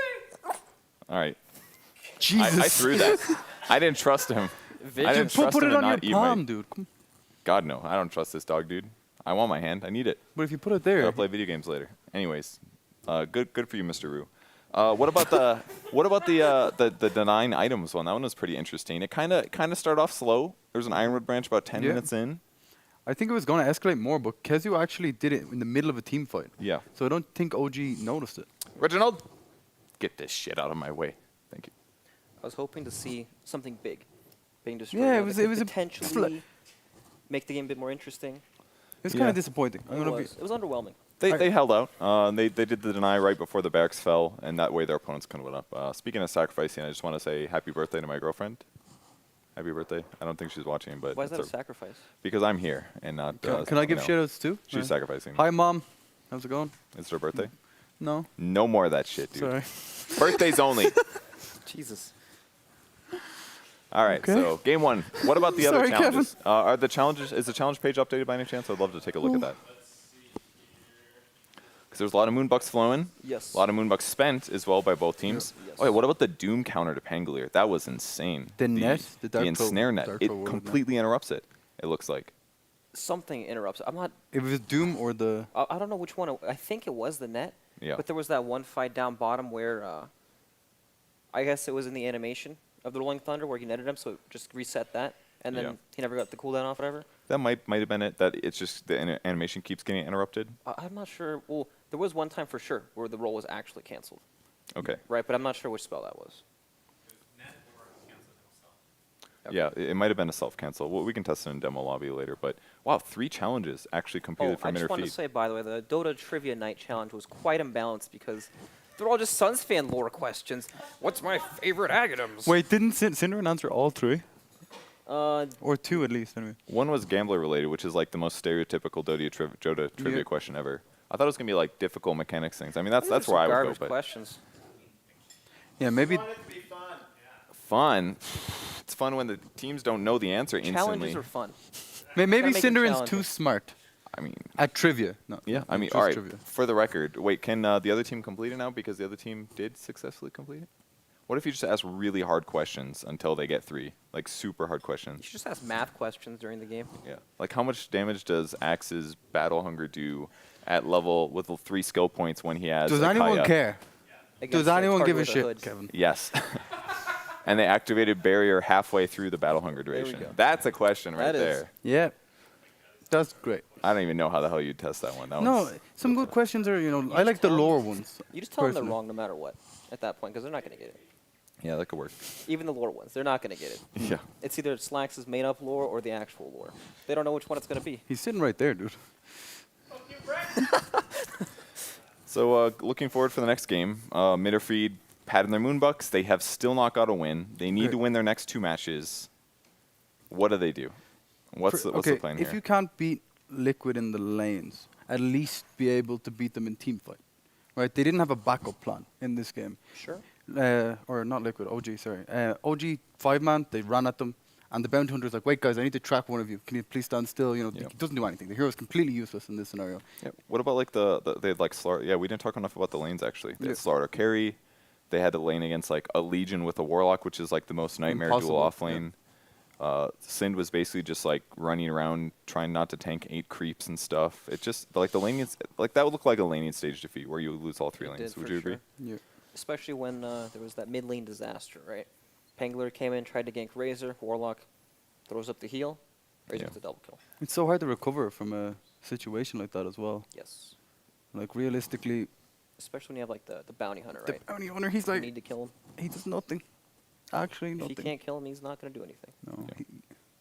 He's like a hero that's super punished by survivability and heals, Yep. pretty much like your typical burster, except he doesn't have the burst damage to offset that. It's like you just need to win by a little bit Yeah. for bounty to be good. But if you don't win by anything, you are dead in the water. Maybe like mix it up. Go offensive tri lane. You know, make OG play your game. Force their supports to stay there.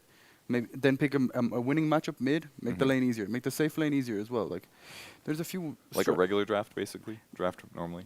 You might be onto something. I mean, they kind of tried that. I really that wish was a regular draft. it was, except for the Slaughter. I wish the game would have been more even, just because I wanted to see carry Slaughter. I think the problem with the hero is like his early game nerfs have been so much. Like the level 1 stun is pretty crappy now. It's like 50 physical damage and like bad. 1.25 second stun. All those nerfs that hit him to limit like the support roaming Slaughter, it makes like carry Slaughter really bad until you get like at least a lot of skill points and a Mask of Madness And a treads Blink and a Dagger. Blink Dagger. It's like the playstyle won't quite match. Maybe it's like a late game transition I thing don't that like- teams could do, but I don't like carry heroes that have to buy a blink dagger because you buy the blink dagger, you blink in, and then you die. Essentially, is what happens. So Often. yeah. So then you're like, okay, wait, maybe I need to farm another item. You Yeah, know, it's give me. I just wanted like an armlet or I don't know, a sand or something else. I know what you mean. Sometimes you buy that Blink Dagger and then you take one bad fight afterwards and then Game over. your progression is gone. Yeah. yeah. You completely screw yourself. And Slaughter from the safe lane feels like he needs 10 free minutes. You know Yeah. what I mean? He wants like treads, blink, and then maybe half of the next item. Yeah, and before he even hits 6, what does he do? He's fast. He has a almost non-existent chance of bashing, and he has a stun. It's like, You're not really selling me here. why is that not Definitely a not. support? No. You know, it's You just said he was interesting, but you're making him sound really uninteresting. the early game. You have to get like level 6, level 12 or something for it to be good, basically. Oh, or maybe, Jesus. maybe you'd have to do a different skill build, like Mr. one Root just sprint, jumped right into the max the bash or nethers. something. Yeah, dude, there's a lot of sperm being destroyed tonight. Today, that is. It's reducing our production capacity here at Moonduck. All right, game number 2, Mitterfeed versus OG. If OG takes the win here, they're going to be sitting pretty. Most likely, yeah, they should be second seed then in EU. If Mitterfeed is able to pull it back, get 2 wins, they can still make it out of the groups. But if they don't win this match, they are a 4th place rich team, which doesn't matter because they haven't won. Maybe we'll send them a congratulatory tweet. I think that's pretty. We can definitely afford that here at Moonduck. Not much else. but- no. Okay. We're getting no's. Tweet's a little too expensive. Maybe we'll have to have Mr. Root do it since there's no like dog labor laws. That way it'd be free. It's not going to be high quality, but You fired it Our again, best. Mr. Root. Please, Jesus Christ. Oh, own chair to himself. And he's coming back to. Oh, there's. Good foot placement. Found the treasure. Please remove your foot from that. that place. Your butt's close to my face. All right, the Doom Band. All right, I think what this shows, I think we're going to see Pangolier first round again by Mitterfeed. I mean, I really think they expected more value. They clearly saw that Reddit thread of Pangolier rolling boulder counters that nobody else has seen. But The one Brack saw, I forgot When I saw instantly. in my dreams. if that one works truly like that, that is an amazing counter. Like, that's the It is. thread. If people complain about Pangolier, that's the next step. Pangolier's OP. We actually have to put some effort into countering him. How do we counter him? And now they're going to deal with it with Doom Bans. Forces OG to actually ban a hero. Yo, Mitterfeed, spending the moonbooks on bans. Excellent stuff. Yeah. Very rare we see 2 actual bans in the Oh, first. the auction guys. 10 seconds. OG won. Oh my gosh. They've outsmarted Mitterfeed once again. Oh my G. This time, They need to lose- stop doing that. They lose 1 Moonbuck. Well, Reserve actually, in the time. trivia, Synderen was far superior. That's true. Yeah, so. And in fact, our challenge page was not updated correctly. How dare you, Buka? There were some big spender challenges completed last game by Mitterfeed. You know what I mean? I wonder if they got that added or not. I'm not sure. Because they spent 300 on, or Yeah. 298 on the auction or whatever the heck it was. I'll be honest, I don't remember what that challenge was. It's like the one Dire where team if you pick. win the blind auction, you get 300 points. Oh, okay. Or Moonbucks. So it basically just offsets. it literally takes the low amounts of money that the teams are betting and increased it by 300 and literally makes no difference. Can we sort by pick price, please, Reginald? All right, but when you speak to Reginald, you have to be way meaner. Otherwise, I'm not he's a not gonna. dickhead. He's not He's been as. Reginald. He only understands anger. Yeah, I have and been disdain. Reginald. I was behind that computer. I know the pain and misery That was he like feels. one Reserve game. time. Yeah, and it was awful. This poor Reginald sits there all day. I mean, What's I the just don't care for the production. 400 points now for Pango? Sorry? On the 400, rise. 400 moonbucks for Pango. Yeah, he's very expensive now. He could be the most expensive hero by the end of the tournament. I think it's definitely possible. I agree. How expensive is Dark Willow? My eyes are failing and I can't 347. find Radiant okay. She's top right of the team bottom That's why she's section. banned. Oh, the first pick meatball! Radiant What? team. Why don't you Holy get crap, that's a Monocle? All right, that's a. it. Into the old Winter Wyvern counter. What's that one called? It's not on the right, is it? No, it's not No, on the right. it's but it's- it was a challenge on our list, but it's not on It this was. list. So I think we forgot to got added to the available bounties. Yeah. One of our bounties of the day is what is it? Counter me. Yeah, or counter me Counter po. P. Counter pick me. meepo. Oh yeah. Yeah. Counter Yeah. me, 5 and then in seconds parentheses remaining. Epo. Exactly. So we knew both of Or- these teams yeah, have meepo, meepo yeah. players. So we were like, we'll Reserve throw it in and see time. what happens. And OG, I believe it was you had to first pick him as well, correct? Yes. So OG has completed the counter me challenge, they have Wyvern. and right off the bat, the hardest counter in the game on paper is Winter Wyvern. If there's any game for Mid or Feed to win, this could be it. Keep it down, Yes. Marks. And Keep it down. Rabble. for the record, Meepo was nerfed in the previous patch, I believe. His magic resistance went down to 25%, if I'm not mistaken, back to a normal Yeah. hero.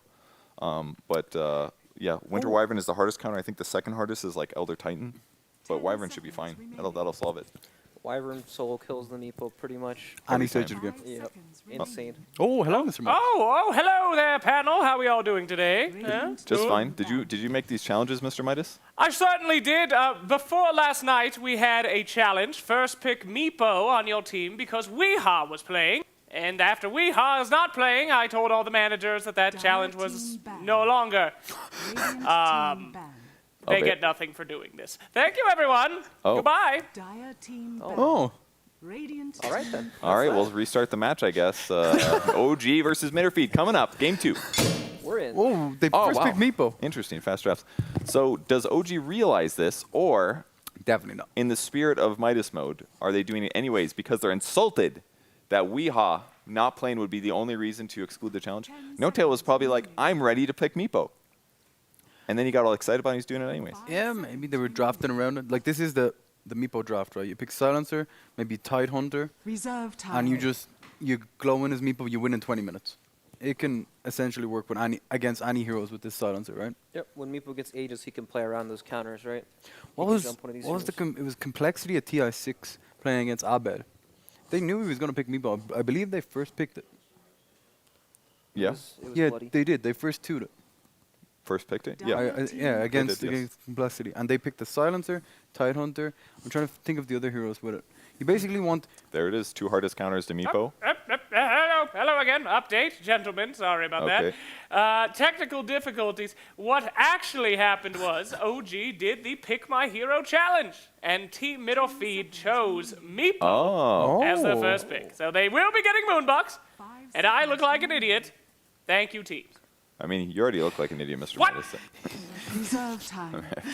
Not the first I time. think as far as Golden Gloves go, talking Golden Gloves, he's up there. He's a good-looking guy. Yeah, he for, is. for a hand, yeah. So yeah, Meepo definitely one of the heroes that has huge counters.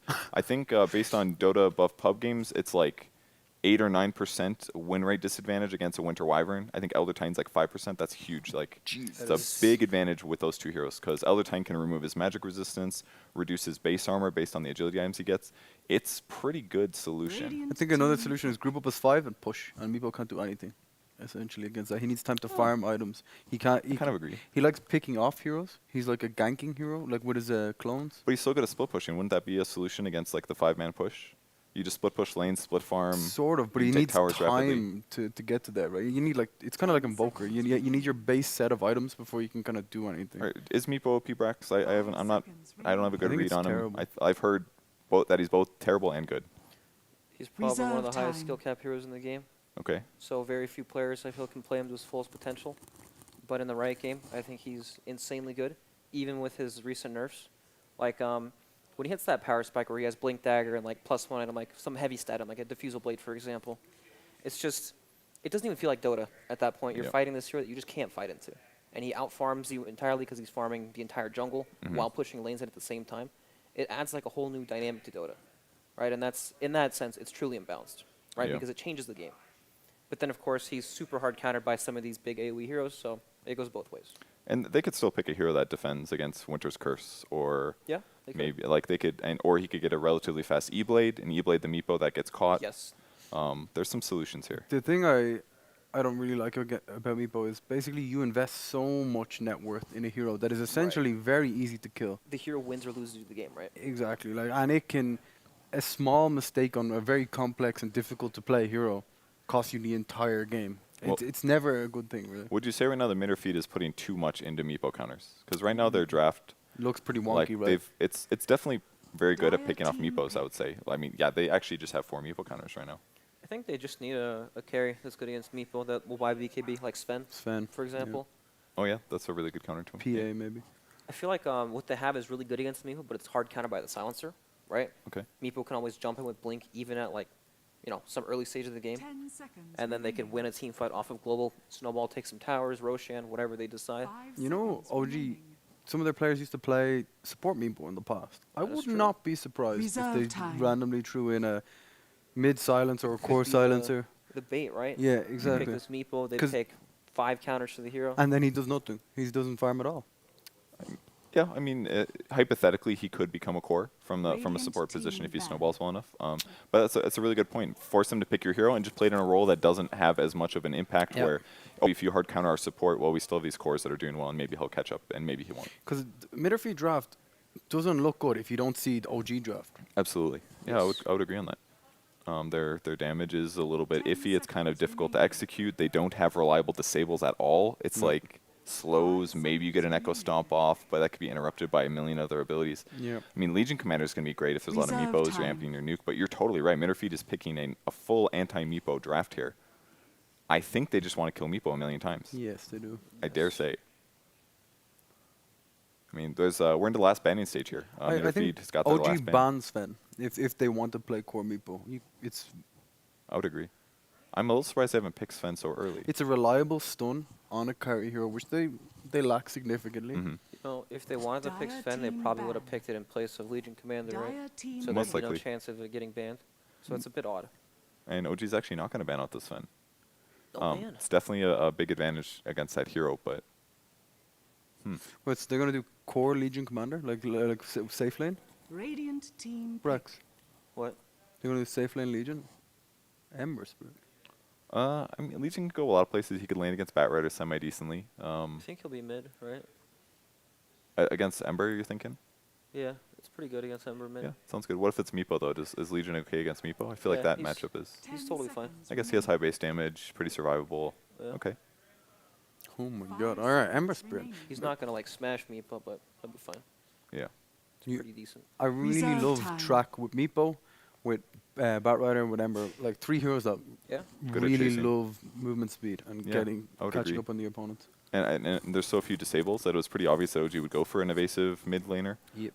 Whether that's, I mean, they banned out Storm already, Mitterfeed did, but Ember Spirit kind of fits that role. He can evade things, he can get out of clockwork ganks. He's quite Tinker. survivable. You're all right. Another Oh. good Meepo counter. Yeah, it's You can hard. 5-man laser, you can burst him quite easily. Look at the catch they have. They have Bounty Hunter, Batrider, Ember Spirit, Yeah. and Global Silence, right? But that Meepo's going to die, dude. Well, he's going to die until Silencer tells him all to shut up, presses the R button. So you sold on OG having a big advantage here? I think so. Yeah, I me think that the Ember and the Batrider give him more angles to take fights. Now they're like these really elusive heroes that kind of skirt in and on the outskirts of the fights, and then it just makes it really hard for this Wyvern to position properly, right? If they ever see him, Ember Spirit can Remnant in, pop Global Silence, and then Meepo's free to take the team fight. Mhm. I think they have a lot of ways to start the engagement, and that benefits them a lot. As opposed to mid or feed, they have Hook Duel, sure, it's great, but Hook is a spell where like you can hook shot in, get Global Silence, then you kind of suicide. Duel, same thing. Hmm. There's no real reliable follow-up outside the spells, right? Yeah. There's no Earth right-click Splitter. damage. Basically, every initiation has to be Earth Splitter. Right. Huh. Well, I'm curious how it'll work out. Pretty interesting draft. Yeah. Meepo is going to die a lot this game, I think. Or he's just going to avoid fights until Global Silence. I think that's pretty safe. Did you have a prediction here? I honestly like the OG draft. I thought it would be a lot more favored when they first picked Meepo. I thought, okay, maybe mid or feed, they have the ultimate chance here. Well, what do you think's missing? Is it Okay. the carry aspect? No, it's just the team fights feel like awkward to me. Like Wyvern is Who starts it, right? yeah, Wyvern's on the back lines waiting for Meepo, so he's not even showing, right? First of all, if Meepo's not showing, Wyvern's not there. Clockwork initiates, then what? Tinker goes in? He's like suiciding too. Yeah, right? or like who follows up after Clockwork initiates? I You got have- it, guys. They initiate on Silencer, and all their problems are solved. Okay. What if he's in the fountain? Silencer doesn't have to be Guaranteed near win. the team fight. He can be miles away. That's true. So 5-man wherever Silencer is. And then the rest of the team fight, do it. It's Okay, we tough. won a team fight, guys. Silencer's Yeah. dead. It is difficult, yeah. Well, we'll see how the... It goes down to I guess play, we'll, right? we'll wait to see on the draft. The draft will definitely, at least, Yes. like, who's picking who. Yeah. That'll give us a little bit of inference about... You know, Global's not always up. all right, it is going to be No-Tail Meepo. I mean, there's no surprise on that. We probably expect No-Tail regardless. And Jarex and Fly playing support like heroes, unless we're going to see, like, Fly play mid or something. I think it's actually a core Meepo here. When you look at Tinker in this game, it looks terrifying. I'd be Yeah. so afraid, right? Track, Batrider, Ember, all three heroes hunting for you the entire game. Yeah. Sure, you have the counter to Meepo with the Ags, but Hey, maybe it'll surprise us. You never Yeah, know, right? At the very least, OG's early rotation and aggression is not super high damage, so maybe it'll be terrible. That's true. Who knows? Could surprise us. All right, let's go into game number 2 of OG versus Mid or Feed with our casters, Sunsfan and Trent. Thank you, Purge. It looks like we have a Meepo in this game. Trent, are you excited? Yes, it seems that Mid or Feed have named the hero for OG. So OG were completing a bounty there where they can have their opponents pick a hero for them. And Mid or Feed decided, well, time for you to play some Meepos. So definitely not the best team in the world to be going up against when you have to do that, I would say. You know, No Tail on the other side, probably the first really big Meepo player Remember, in Dota. when I used to be an owner of a team, we had a Meepo Yes. player named Weehaw. What is Resolution doing here? They have the boots? They have the Oh, boots. challenge, They have you're started right. with all boots on the dire side. Isn't that nice? And Look at Jarex OG is completing feeding some himself. bounties. What challenge is this again? Well, We'll see. it's one of them. You gotta go fast. Oh, he's gonna do the shame? Okay, he's got to do the shame thing. That's right. Okay. For the Dota Trivia Night bounty, Minderfeed, you can still answer to 9 points to OG. Oh, okay. However, you cannot win again. So we can still do trivia questions. That sounds great. Yeah, and so now he's going for the shame play right now. Where he's gonna try and make his whole way Look how across long the he's river. dead for. Look at that. Do you see that line drawn by him? He's like, all right, I'm going this way. Yeah, let's see if he does it. It's still 5,500. That's not the question, Cinder. All right, but they're thank gonna. you. Is this like his bodyguard? Oh, this is perfect because he's on a bounty hunter. So he's an invis hero to do the challenge. Yeah, This makes it so much super easier. easy. They found the way to actually get it without risking anything. Damn, these teams breaking everything we try and do. Yes, they're smart. Players Yes. are pretty smart. So who types shame? Shame. All right, let's watch him on his journey to the shame. This is great. All right, they're gonna try and get him when he comes through. Ah! Oh, there's the Arctic Burn. Resolution is here as well, though, to tank it up. And it looks like he will be successful in The his value. endeavor. The good boy Jerax. Don't let the shame bring you down, my friend. Now look at this. He's going a long way, all the way up. Just in case. Congratulations Beautiful. to OG. Technically speaking, Mid or Feed could do the same thing. If they turn this into a kill, that would be hilarious. But back to the actual game, just for a moment here. I know we can. Do we start have talking an about actual some game crazy today? Stuff here. We didn't have one yet. We do. The Meepo. The Weehaw Meepo. used to tell me all the time, you can counter me as much as possible, but there are 4 other heroes on the team. The question is, did they go too all out on the counters? Because you have the eventual Aghanim's Laser, which is really good against Meepo. You have Winter Wyvern's Curse. You have overwhelming odds into a duel for a specific Meepo to kill. You have Elder Titan, and then, well, Clockwork. Is it too much? Yeah, well, I have to say one thing. The Tinker, I almost feel like, is the same way, right? This is a Tinker playing into Batrider, Ember Spirit, Silencer. It's a bit scary. true. So he has quite a few counters of his own. But this was the final pick, so obviously Tomato's feeling pretty confident in it. Thinks that he can carry this one to victory. So kind of a battle as to who can come online and who cannot. And Kezu on the offlane Elder Titan. Pretty excited about this.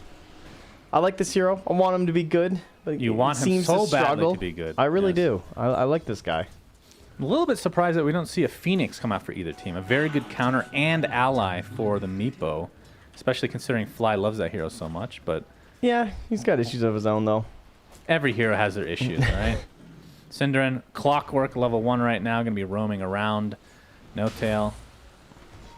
Cinderin really can't find a whole lot of kill potential until, I want to say, level 2 Battery Assault, but level 1 maybe with Kezu's help to be enough. You can see mid lane, though, they're not giving any assistance to Rezo. Plus, we had the Wyvern early mid for the Radiant, so Midderfeed, huge advantage. 11-9, not surprising at all. He just constantly keeps lasering Rezo at the perfect moments. And see if he can do the same again. Oh, no, he will allow him to get this range creep, so handy for Rezo there. Yeah, Splinter's Blast comes out. They see Jerax here. He's going to take a little bit of damage on his Trek. He's not doing the shame this time. Already been successful.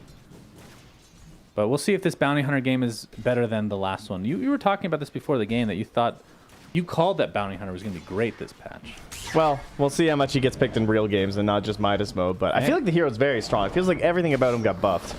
Oh boy, nice cogs from Cinderin, creating a little bit of space for Kezu, but it's not going to be nearly enough as Fly takes 2 intelligence for himself.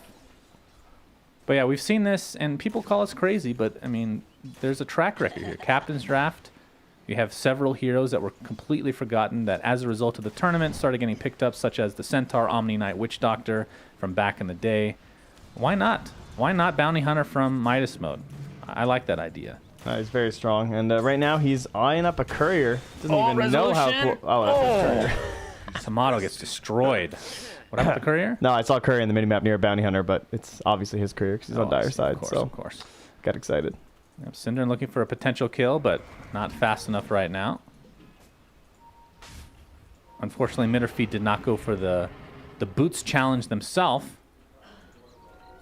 Maybe could have caught up as a result of that, but regardless, we are 4 minutes in, 22-5 on the Legion Commanders. No-Tail actually gets popped back up to the high ground, but he'll poof away to safety. Pretty cool to see Meepo back, though. Was nerfed slightly in the last patch. No more magic resist, as you talked about. I can't remember what else was changed, actually. Probably nothing too substantial since we don't really see the hero anyway. But I was a little bit surprised. I mean, no Iron Talon is a pretty big deal as well. Typically, you'd see Meepo just go into the jungle after a few minutes and level up very highly. Boxy level 2 in the mid lane right now. And Tomato. He's going to be rushing that Boots of Travel now that he has Soul Ring. Yeah, Rezo's still pretty far behind. 10-5 at this point. 21-14 for Tomato. Oh, bottom lane. Quick grab there from Owned Me onto S4. So another counter. I guess we haven't discussed too much, but having a Legion Commander up against a Bat Rider, obviously quite nice. Not just in the laning phase you saw there with the help of Press the Attack versus the Sticky Napalm, but Press the Attacking off the lasso later on. Quite handy.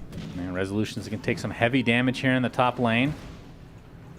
Looks like he'll live through the days. Fly dies in the top. In the meantime, Back middle. Jeez. A lot of action right now. All right, so Fly actually goes down. That's a much better start for Midderfeed this game. Already, I mean, think about where Fly was last game, right? You know, he was almost level 6 at this point. Sure. Currently, he's 4. He's only 1-1-0 instead of 2-0-5. Oh, we're going to have a dual bot lane, though, with the Press the Attack. Will this be enough to actually find the kill? They will. Own Me with all those creeps helping proc that passive of hers. Very nicely done. And that's a really early solo dual kill. Something not often seen. Yeah, now sitting on 1,400, 1,500 gold at this point, so could consider a very early blink. If he gets it, could focus in on the Ember Spirit right away. Oh, and Jerax is going courier hunting. He's placed a very aggressive ward inside the Radiant base. And that will be the goal here for him, as he finds a Shrining Legion Commander. I'm not spotted, though, as it is nighttime right now. Kezu in the top lane getting spotted. There's the Earthbind into the poof. Kezu attempting to get off his stun. He does, but it doesn't really last long enough at this stage of the game. And No Tail and Fly will be finding another kill for themselves. Fly with 4 intelligence now. And Meepo level 6. Scary hero, for sure. The Resolution's going to find Tomato here in the mid lane with help from Jarek. Can they find him is the question. There's a sentry, though, so he was spotting him. The laser doing so much damage to the Resolution, and Tomato's going to turn around with a March on the Machine. Cinderin is here, but of course only level 3 Clockwork. If you can find, you can probably find some kills in the other lane, but Resolution's still not level 6, so they could potentially find him as well without that mobility. Yeah, they'd really like to get him once first, but it's going to be a gank onto Tomato, just under the tower completely. 3 heroes. Will they lose? Oh, the raindrops coming in huge. And Tinker will fall. Meanwhile, in the top lane, No Tail's in a lot of trouble. That last right click from Kezu brings him down. And that is the first death of our Meepo right now as he buys treads. So again, Ember, still not 6 though. They would love to get the Ember once again before that actually, he gets that survivability mechanism. But taking out the Meepo is just as important. So Yeah, they're he's doing left a great alone job right of putting now. on this pressure. And now it's Fly, despite the slow one to Cinder, and he's still going. He's trying for it. Oh boy, he's going to get it off, but he's going to die in all likelihood. Trying to traverse into the trees, getting quite low to the curse. Fly. Looks like he's going to try to turn this around onto the Elder Titan with the help of Meepo. Cinder No with Tail 9 company. HP. That is a lot of damage from Elder Titan, but not enough to keep him alive. Oh, Fly missed. Cinderin still Cinderin. there. Do they have the scan? They do. They know he's here still. And No Tail, it's only a matter of time. Oh, gee. He just has nothing to do. Fly, you can do it. You can do it. Cinderin, battery assault is there. Oh! Oh! Is it 10? 10 Moonbox? What the? That is nothing. It's a one-time offer. So if OG do not accept this offer, then they give up, what is it, 25% of the bounty? They do not accept, yes. That is the worst. You have so many Moonbucks. Like, what are you saving it for? You lost 2, 4, 5. I think we can round up to 3, Buka. Oh, wow, I rough. think we can do that. Now we know how much Cinderin is worth to his team. How depressing. I mean, that's a value 2.5 Moonbucks. Oh, okay, it is there 3. we All go. right, thanks, Buka. So 3 Moonbucks to get -2 int onto a clock and +2 onto your Sans are definitely worth it. I hear a lasso boy. somewhere. Yep, Oh, Cinderin got Cinder, not clipped. again. If only they had another pause to work with. As the bounty hunter's taken out, Cold Embrace is going to keep Cinderin alive a little bit longer, but that fire will eventually burn him down to the ground. S4, just going to TP out. There's no stuns to speak of, so why not? Poor Cinder. We have trivia questions. Let's bring one out soon. Okay, Get it prepped up, my friend. I've got one prepped. I think this might be my second favorite bounty so far in the tournament. As mid Second lane. favorite? What was your first The tree favorite? one was just value. Oh, that yeah, was that's amazing. true. And Tomato and Resolution just trading hits right now. It looks like S4 will be in the top lane now. And Fly's For a still getting blink. walked down on here by Kezu. And that's a lot of damage. Oh, go back. He's gonna. Oh, he actually does come back. Nope. Of course, Yeah, doesn't Fly have knows mana he right didn't now have to mana. finish him off. And he'll just back up to the base in all likelihood. Radiant are scanning, looking for bounty. They will not find him. He is Yeah, a little the other further side of to the the trees. west. looking for the Tomato kill. Level 3 on the bounty. The tome is available in 10 seconds, so I mean, look at this support Ember right now, though. Like, they have shut him down pretty successfully. Problem is, Meepo, despite that one kill, is still pretty high on the old net worth. Gonna have a Blink Dagger soon, and then No Tail's just gonna be creating all the space across the map. yes.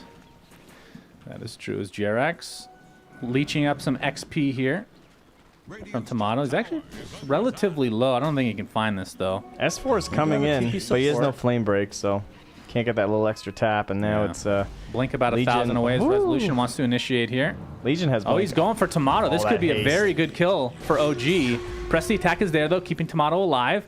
Resolution taking a lot of damage from the tower. Is forced to use his ult to get out. And S4 now on the run as well, as Cinderin somehow died.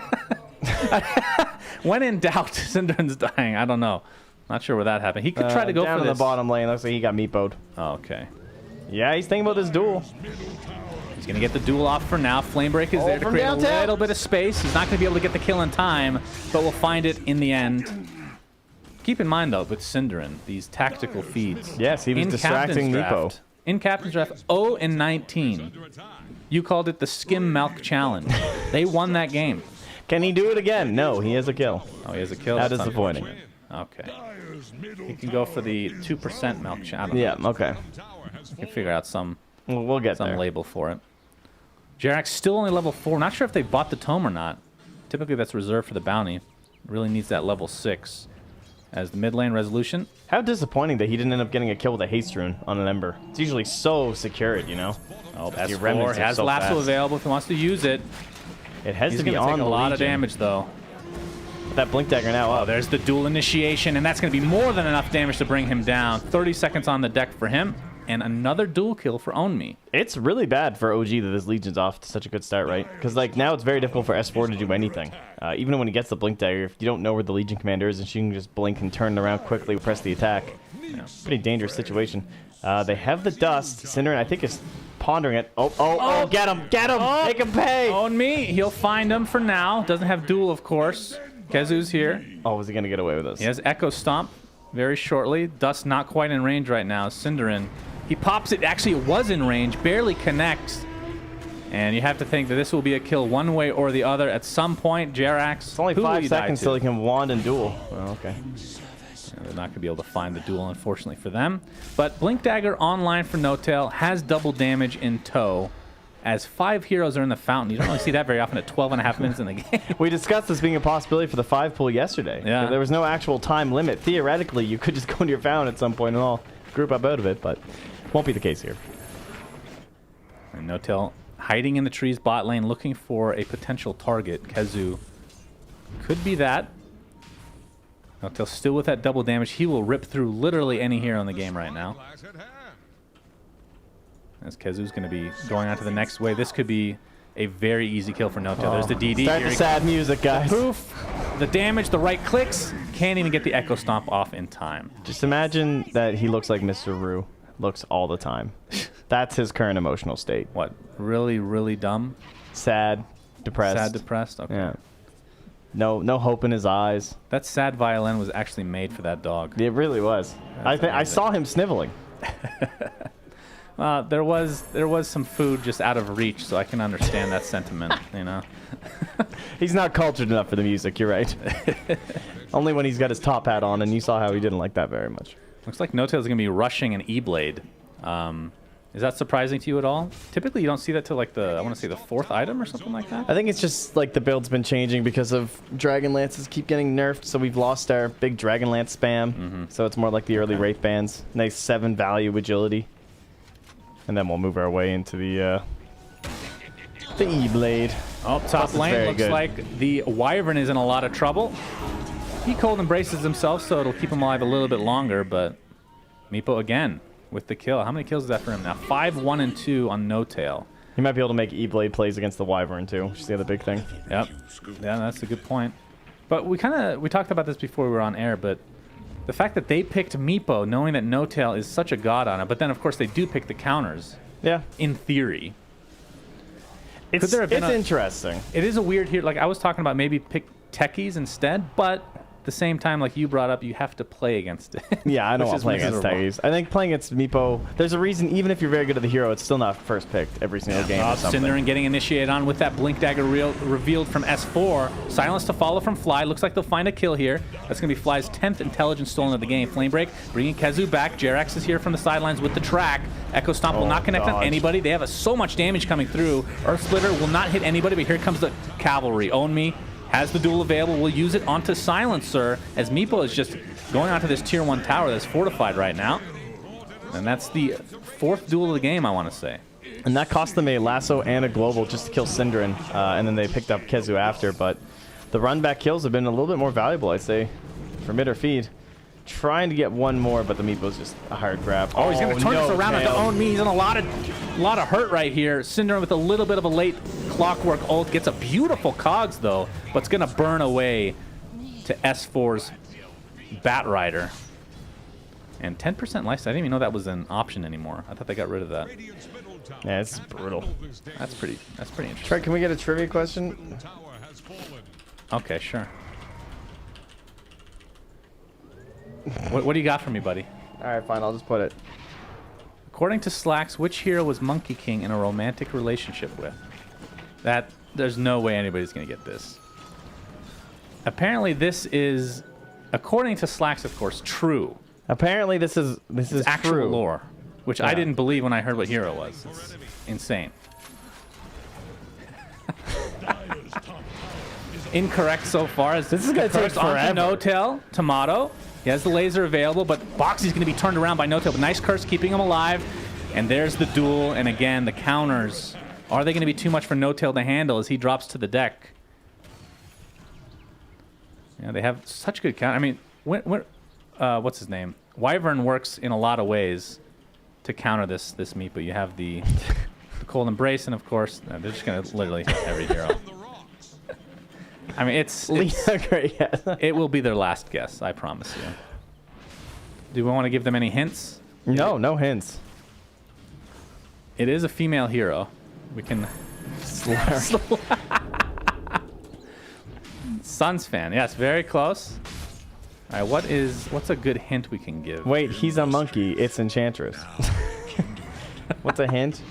Yeah, what is a hint? That isn't going to give it away completely. Oh, okay, that gives it away. That gives it away. Yep, there we go. Congratulations to Kezu. Man, mid or feet are really on with this. Look, they needed some desperate help, okay? I guess so. I mean, they're down 6K right now against a Meepo, but they don't look that bad right now. It was Broodmother. Yeah, pretty insane. That's almost unbelievable. It is unbelievable, actually. I don't know if I believe Slacks on that one. We have the hook shot. On to Fly and the track to follow. Flame Break brings him out of his own cogs. The global silence is in tow, but not after, or not before the duel comes through. And that is another duel kill. Curse, though. The curse. Meepo's beating the crap out of himself. No overwhelming odds. Actually finishes him off. It's a 2 for 2 as Fly is just collecting this intelligence left, right, and center. It's a 4 for 2 now. Despite losing the Meepo early on, Tomato the lone survivor. Yeah, they've just recovered so much on Rezo. S4 also having a fantastic game considering the counter and the very quick blink dagger from the Legion commander. He's just finding duels away from, or rather, lassos away from her, and he's also just making good use of the global silence as well. So, lots of heavy magic damage for their team to abuse, and when the Veil comes out here from Rezo in a moment, it's going to be a little bit out of control. Well, Tomato he's getting closer to that Aghanim Scepter, about 2,000 away, so we'll have that in the next couple minutes. But again, Meepo isn't really the issue right now, right? You just saw him get killed. They used a lot to kill him as well. But Resolution, he now has Veil. So he's going to be dealing a lot more damage in these fights. I always wonder if people are going to go for this 200 Flame Guard Absorption at level 10 for him. It's a nice talent, especially up against all the magic damage. The old one they never got, though, right? It was, I think, 500 at level 20, I want to say? Something like that. I can't recall what the opposite one was. But, of course, Laser will completely nullify it. Duel top. Oh, I hear a duel. Where are you? There we go. It's going to be enough, indeed. Synderen actually snipes it with the Rocket Flare. Congratulations to him. This is 82 damage extra on Legion at 19.5 minutes in the game. Pretty insane. Oh, Synderen trying to get out with that missed the escape clockwork hook. hook shot. Not enough, though, but Jerax is going to get blown up. Own Me. Can he finish him off? We have a treasure hunt in the midst of things here. We have to find where Fly is. All right, do you see it anywhere? You can't even do that again, can you? What? I mean, I found it. It's down here. In the... Oh, I'll draw for you. Over here. Do I even see this on the mini-map? No, I No, don't. right over here in this circle. All right, keep going right. Oh, I see it. Go I on see your it. right I there. see it, my friend. There you go. It's in there. Okay. Can they even do it again? I don't think so. They got it already. Right? I thought they did. Yeah. Oh, wait, no, they failed it. That's right. Did they fail it? Yeah, remember? Because Kezu found it instantly. Oh, right. OG Yeah. failed it. Yeah, Yeah, so okay. they're just trying to achieve it again. All right. Well, My hopefully our mistake. judges are keeping track of the time. I believe it's a 5-minute span, I want to say. I believe that's correct. All right. So 5 minutes without a bottle. I think OG will survive. Jeez, in terms of, like, the, I believe the bounty states in your jungle, like, really? This is, whew, that is barely. I mean, you are really stretching it there in terms of a jungle. In between the lines, top lane, there is a duel. Resolution's in a lot of trouble, and that is another duel kill for Own Me. He is actually owning this game. He's, in fact, going for an Aghanim Scepter, which I think is really good this game. Bottom lane, Global Sciences pop. See the Earth Splitter come to play. No-Tail trying to get away. Oh, no, he's trying to fight, actually. As they see No-Tail actually use the E-Blade on himself I think, was not enough to survive. There was Kezu now attempting to get out, but will burn away. Fly. 22 extra intelligence right now. Tomato. Support's so low, though, but Tomato's out of mana. Synderen attempting to hop out of here, but looks like he'll face some pressure from S4. Nice cogs, keeping him out of harm's way. And Tomato won't be able to find S4, unfortunately for him. But Fly, well, he TP's out. Okay, nighttime vision for the win. This is good. Look for a bunch of fights right now. Well, they don't have time to look for the bottle. It's tactical. Yeah, we should get our next question ready, by the way. Yeah, I'm on it. Aghanim Scepter on both Tinker and LC. Only a 2k lead for OG. And remember, Meepo is one of those heroes that to some point does drop off. He'll get his items really fast. He'll get his levels really fast. But at a certain point in the game, he will not be that great anymore. Especially with an Ags LC. That is a great pickup, I think. Especially with 96 extra damage right now to work with. Very cool. Resolution right now working towards a Blink Dagger for himself as mid lane might have a little bit of action. Flame Break brings Onmi back. Remember, the duel lasts, I believe it's 8 seconds at level 3, yes? And no one can harm either hero aside from themselves. And of course the BKB, it's essentially a free BKB as well for LC.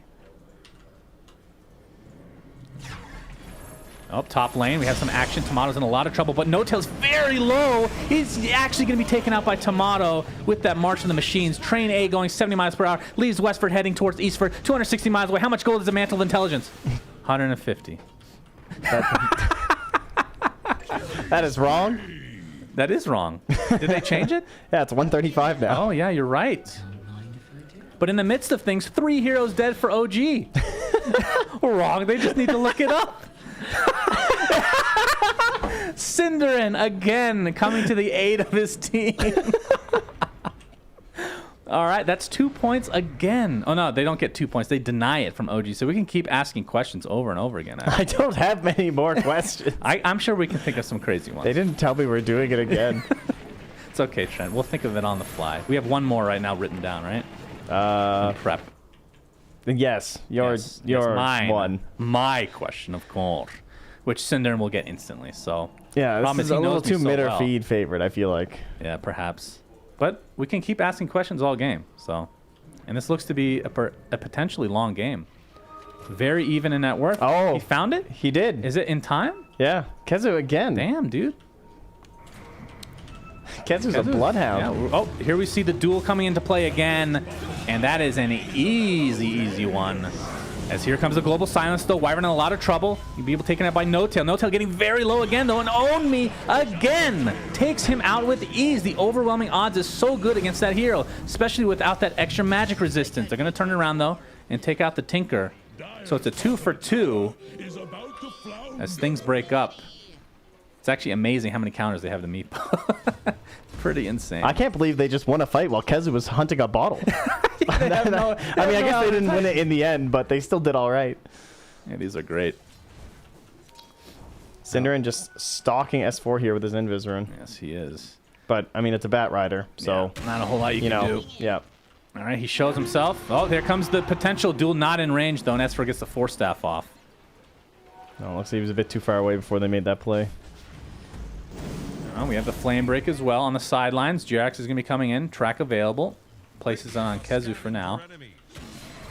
So the only thing you can really do in a duel is either if you have like some saving mechanism for your ally that's getting dueled, because he will not have BKB, or on the other side buffing your not LC, but maybe a debuff, I guess, like a Solar Crest or something like that. Right. Applied to the enemy. See if any of that comes into play. But pretty cool item choice here. It's kind of a snowball-y item to some degree. The only problem is he's now spent all this money and he has no answer to global silence. Yes. He has to get that duel off first. You know? Pretty simple. Very simple. Easy thing to do, especially when he's being stalked nonstop by Jerax. Now the question is, do you still buy a BKB even though your Ags gives you a BKB? Well, or do you go for I wouldn't like a think Lotus? you would. Yeah, you'd probably go Lotus. Much better against the Bounty Hunter anyway, so you can just keep taking it off. Yeah. Okay. Well, looking forward to that item progression here for mid or feed, who are still looking for their first victory in this entire tournament, I believe. They've had some close ones. Jerax is scouting out Onmi here. Level 20 right now. Goes for the 60 move speed talent. Damn, that is a lot at level 20. Boxy gets the Glimmer Cape off. Do they see him? They do for now. Resolution coming in. Might have some counter initiation possibilities here. Onmi has the blink available, but there's the global science. No way to really take it off. Gonna keep him at bay for now. He's taking some damage on the sideline. There's a curse on the. Is that Meepo or is that an illusion? That's an illusion. Okay. So not taking any damage because it's not real. They're gonna duel the illusion as well. That is definitely not the right choice, as Wyvern will find his way to the grave. And with that, the E-Blade comes in from No-Tail. He's ready to do a lot of damage with a beautiful cogs from Cinderin, keeping him at bay, but No-Tail just rips them apart, and the Earthbind will not cancel TPs anymore. So Cinderin does get out. Onmi, on the other hand, I don't think he's gonna be so lucky. He's completely surrounded and will be finally brought down by OG. And Jerax now showing himself here as the homing missiles coming into play, but Resolution getting off some nice stuns here. And both will get out safely, so the illusion dealing a lot of work. Oh, what is the name of the smaller wolves in the wolf camp? Oh, that's a good, I don't even know. Where do we have wolves up right now? No-Tail's running past them, but he didn't notice. They are called Giant Wolf. Giant wolf. Beta wolf? Okay. In beta, it was probably called that. Somebody needs to alt-tab and just Google it. What a dumb name. Why are they called Giant Wolves? Oh, there we go. OG with their first point in the trivia bounty today. That's who just finds. Oh, this is awesome. This is such a good bounty. I love it. I love the interaction. Just beautiful. Beautiful stuff. We should ask a really specific question about Cinderin that even he doesn't know. What do you think? I don't think that exists. Well, except for maybe some of his like historic stuff. Yeah. You talk about like, you know, wild honey badgers or something. Yeah. Looks like the Lotus Orbital we picked up by Tinker, actually. So he can take off that global silence now, as well as the track, of course. Yeah, he needed something. And the Yules takes too much time. S4. He's being scouted here by Boxy. There's the Winter's Curse. Can they surround him? The Earth Splitter coming out. Hookshot keeping him in place. Not the best layering, but they will find the kill. Onmi taking it for himself. That's all worth it for the gem, too. Oh, yeah, the Very gem. nice. Ooh. Who picked it up? 15 strength for Cinderin over the 30 battery assault damage. So having some trouble layering on that damage anyway, because he's against a Meepo for one. He's against a very immobile hero in the Ember Spirit, and there's a Force Staff on the Bat Rider. So I like that decision. And that means that his strength, let's see. Oh, wait, he's an Agi here, lol. I always get excited about strength now to watch status resistances. They get me. Oh, do we have any cool ones this game? What about Elder Titan? 12.9% status resistance. Wow. That's very nice. That's pretty cool. Just gotta buy a bunch of Reavers, you know? What do you got there, buddy? Well, Slacks tried to give me it. Slacks, we already did this one. Make me more. Thank you. We still have one question ready to go, though. Bounty Hunter. Gonna get cogged right now. They see him, they duel him, and down he goes. 146 damage now, extra from duels. Of course, the Shadow Blade is also available to him. He will be going BKB, by the way. So the double BK Bizzle, if you will. Should be interesting to see. The effect, I believe, is exactly the same. Is this what you want? Yes, of course. Do it. Do it.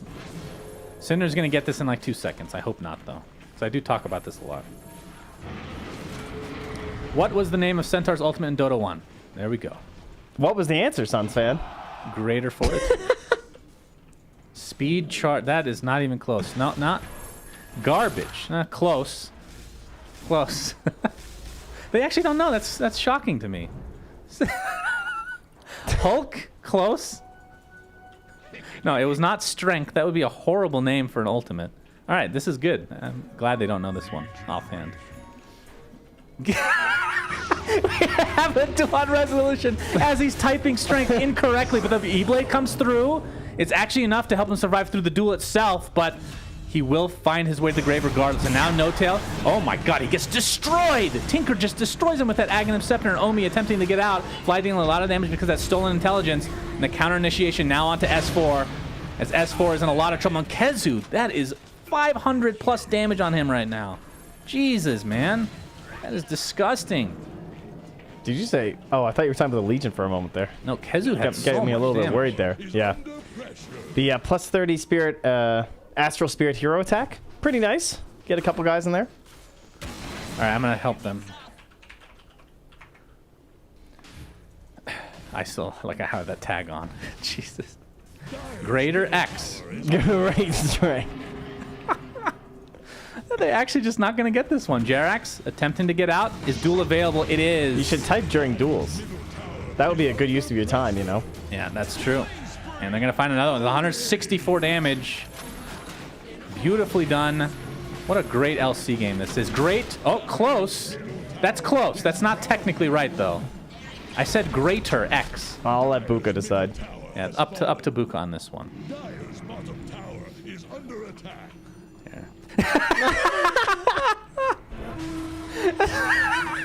Notification comes up. Oh no! You were so close, Fly. You were so close. You were so close. I'm admiring that they're not alt tabbing. I know. That's actually really surprising to me too. Okay, stop saying strength for God's sake. Jesus. All right, I'm surprised this ends up being the hardest one as the duel comes in again. Is he going to be able to find this in time? The E-play comes through, though.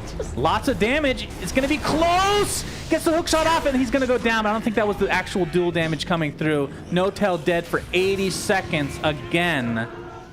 What did he type in? Great for... My God. It's a reading comprehension. Syndra needs to get this one right. How many times have I The talked Fly's about this Googling. still? Look, he's standing still. Look at him.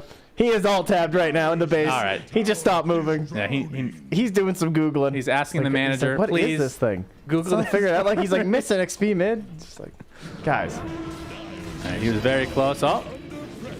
Did that? Yeah, it ended up tracking Bounty Hunter because of the All right. Lotus Orb, so they see him now. We have global. Yes, we do, but this Rax is just dead. I don't think they can defend this. BKB now online for Kezu. Question is, will mid or feed continue to the top lane? Looks like the answer to that for now is yes. 30 more seconds. No Meepo for 30 seconds. And here we go. Now he's capitalizing it. Come Like, on. 2 letters missing. It's greater. can we just give it to him? I don't know. The fact that mid or feet haven't gotten this either is very strange. They're to just me. leaving it to distract They're just their trying to enemies. win the game, I Yeah. guess. They'll accept it. The duel comes in. Oh, and the lasso bringing him out of the duel, but the duel will continue on the high ground now. Will he actually find this? Are you serious? 182 damage now as Onmi is owning so hard. Noto comes in, though. He has a lot of damage. Oh, the curse. The curse. He's going to beat the shit out of himself, and he will actually kill himself. They're done. Gracious. Quick, Right, give another yeah, question. Quick I one. mean, It's too late. You have game 3 to think about it. no, I don't want to do anymore. Don't worry. We can think of some great stuff.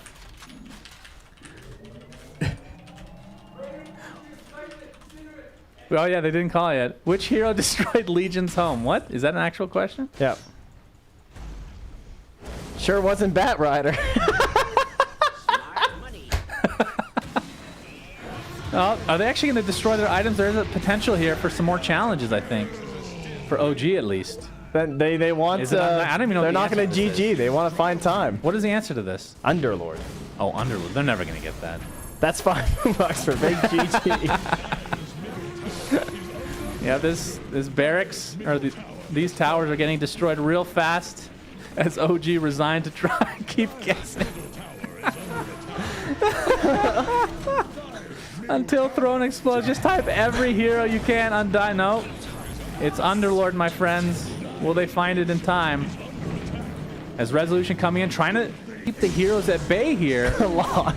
And they do get a kill. I don't think they're going to lose yet, actually. So they do have time to alt-tab and Google this. A Cinder hookshot will not save you this time around, my friend. Should we say it starts with a U? How about that? Sure. Starts with a U. All right, they're going to say Someone undying already said again. I'm dying. Yeah, Yeah. they're going to say it again, I guarantee you. Hey! Oh, all right, he spelled it wrong again, but No Tail gets it. Congratulations. Nice. We don't have to do They trivia get their anymore. back. Thank God. Got him. No, the bottom's going to be scouted out by Resolution. Are they going to call GG yet? That'd be pretty funny. They are still not calling GG as Resolution will believe find they its just way to the did. grave. 80 seconds. All right, there it is. Good game, well played. Mid or Feed get their first victory of the entire tournament, Trent. And all it took was their opponents being forced to pick Meepo first overall. Yep. Very well played by Tomato. That was a game where you see the enemy lineup and your captain just says, all right, what do you want? What can you just like win this game with? And you're like, okay, Tinker. Give me Tinker. 11, 2, and 11 was there for all the big plays. And stand-in, Mr. Owned Me, also fantastic. 16, 4, and 10. Tons of duels, tons of damage, and always made life difficult for S4. And I guess we would be, it'd be rude not to mention stand-in Boxy too with his curses. Key to stopping the Meepo. Absolutely. So Mid or Feed tie this series up 1-1. Game 3 will be coming up next, but first a quick break. We'll be right back, guys.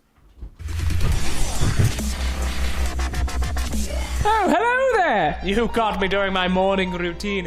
I may not have ears, but I can tell you that this JBL LSR30X is one hell of a great speaker just because of the beautiful vibrations it sends throughout my body. Now you can get yourself one of these bad boys and have it shipped out to you within 2 days from our friends at massdrop.com, the community-made marketplace for audio enthusiasts quite like yourself. Visit matchdrop.com today, sign up, and get one of these beautiful babies for yourself. Now, if you'll excuse me.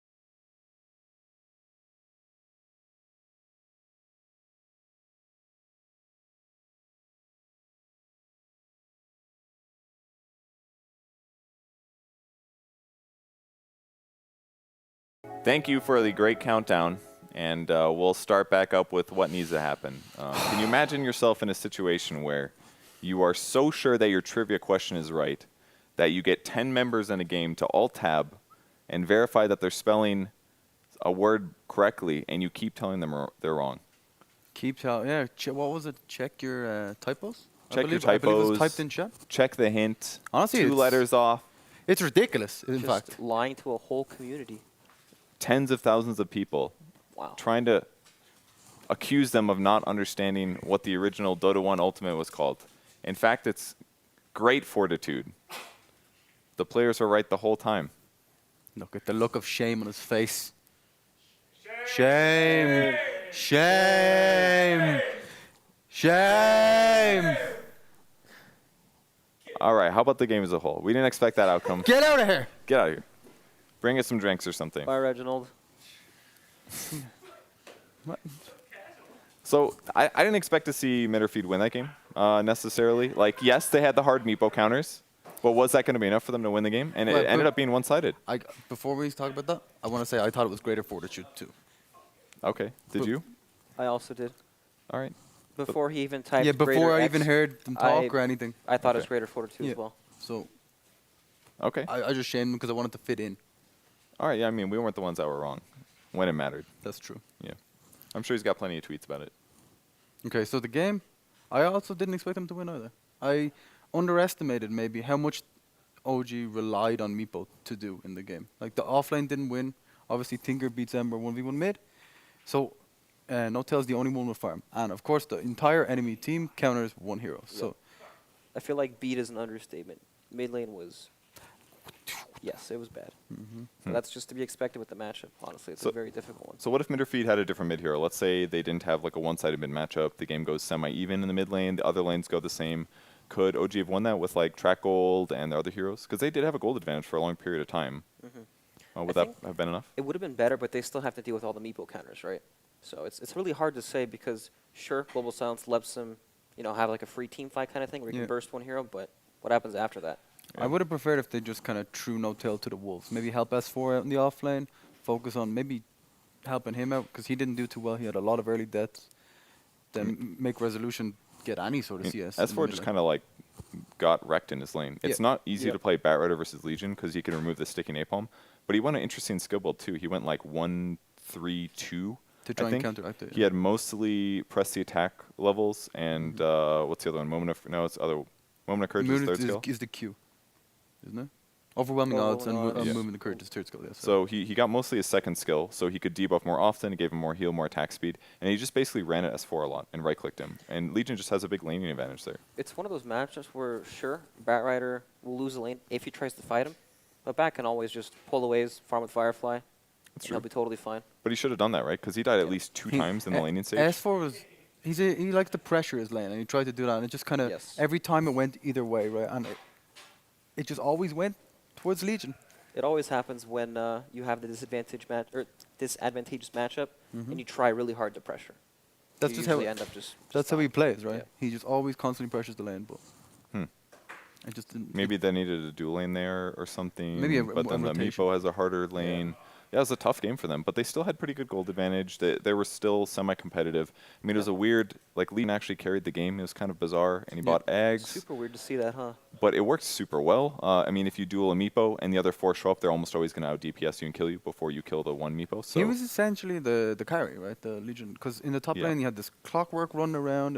It was Elder Titans throwing out the spirits. It was just chaotic. And that's Yeah. what they needed to do to force OG to try and protect No-Tail and secure his farm. Mhm. And that allowed the other matchups to go the favorable that's way. actually a really good point, yeah. Put all the heroes in the off lane, then the supports don't feel like they can rotate.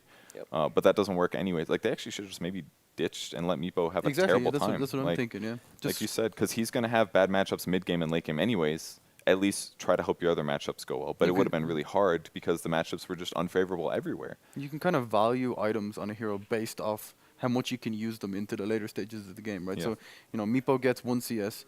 Is that really equal to 1 CS in this game? I don't think so, because he can't use it for anything. Well, Because on the other side, you either live or die by the Meepo most of the time, right?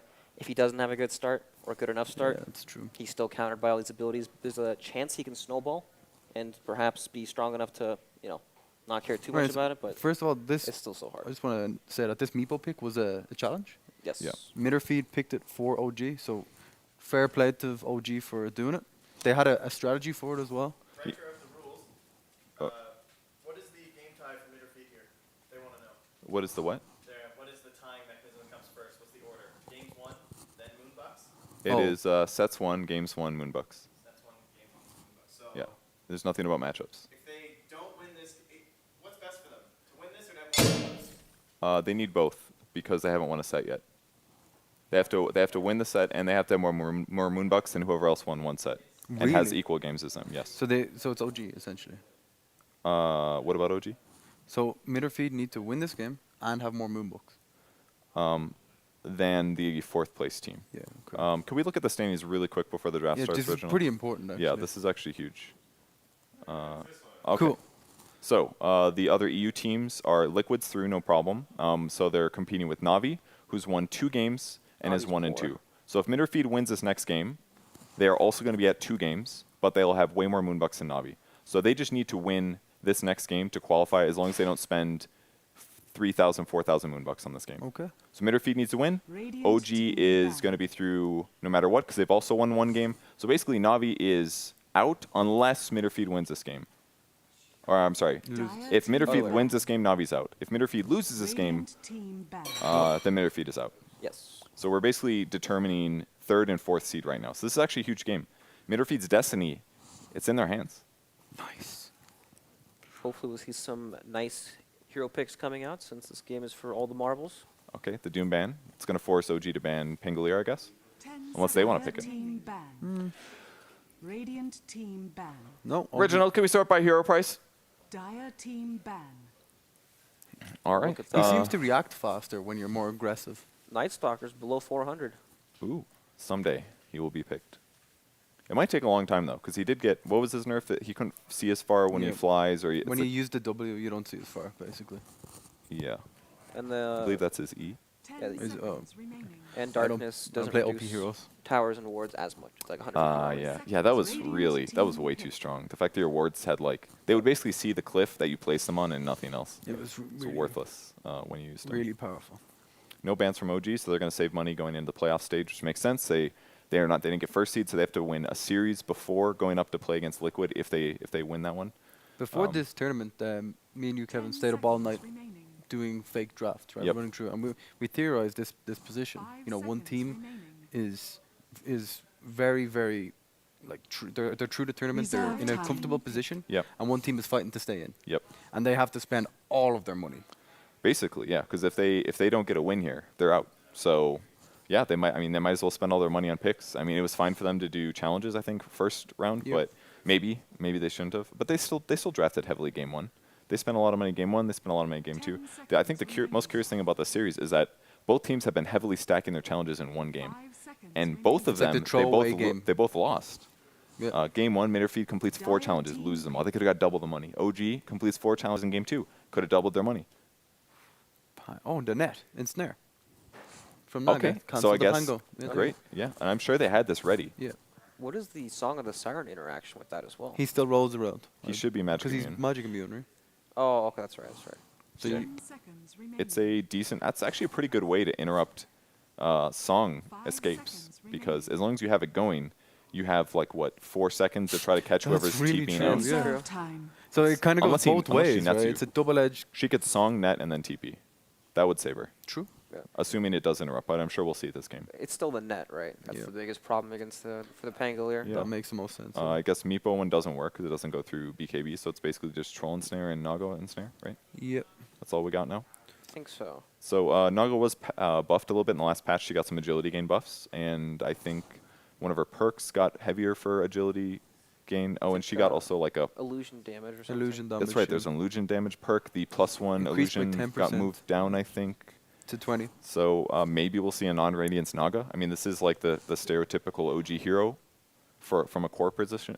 Fly core also position, plays but- it though as well. Rarely, but he has played it quite a few times in the past. Yeah, I'm sure they could play it from a support position. I think if well. you first pick Naga, you need to play it from a support. Realistically, there's Radiant team. it's too easily counterable. Like one AOE nuke, Zeus. Like there's so many counters to Naga available. But if you hypothetically micro them, I mean, No-Tail's got the micro practice, right?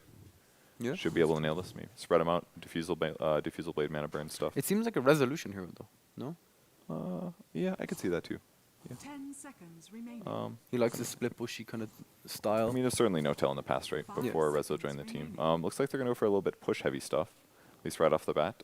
Chain stuns is a great way to deal with Reserve Pangolier. Interrupting his transform, it's a 1.5 second cast time, so you could hex, wait 1.5 seconds, and then use shackles if you're really trying to interrupt it. So that's a great solution. Riptide plus the Serpent Wards could be decent in a team fight. It amps the physical damage. Yeah? Very true.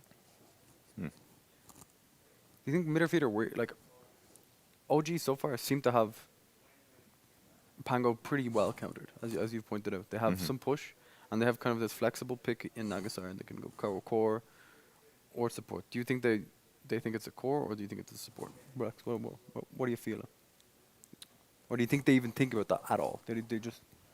I think regardless of its position, it still destroys the Pangolier in team fights, so they're probably not even thinking about that. Honestly, I think they just need to look towards the lane phase.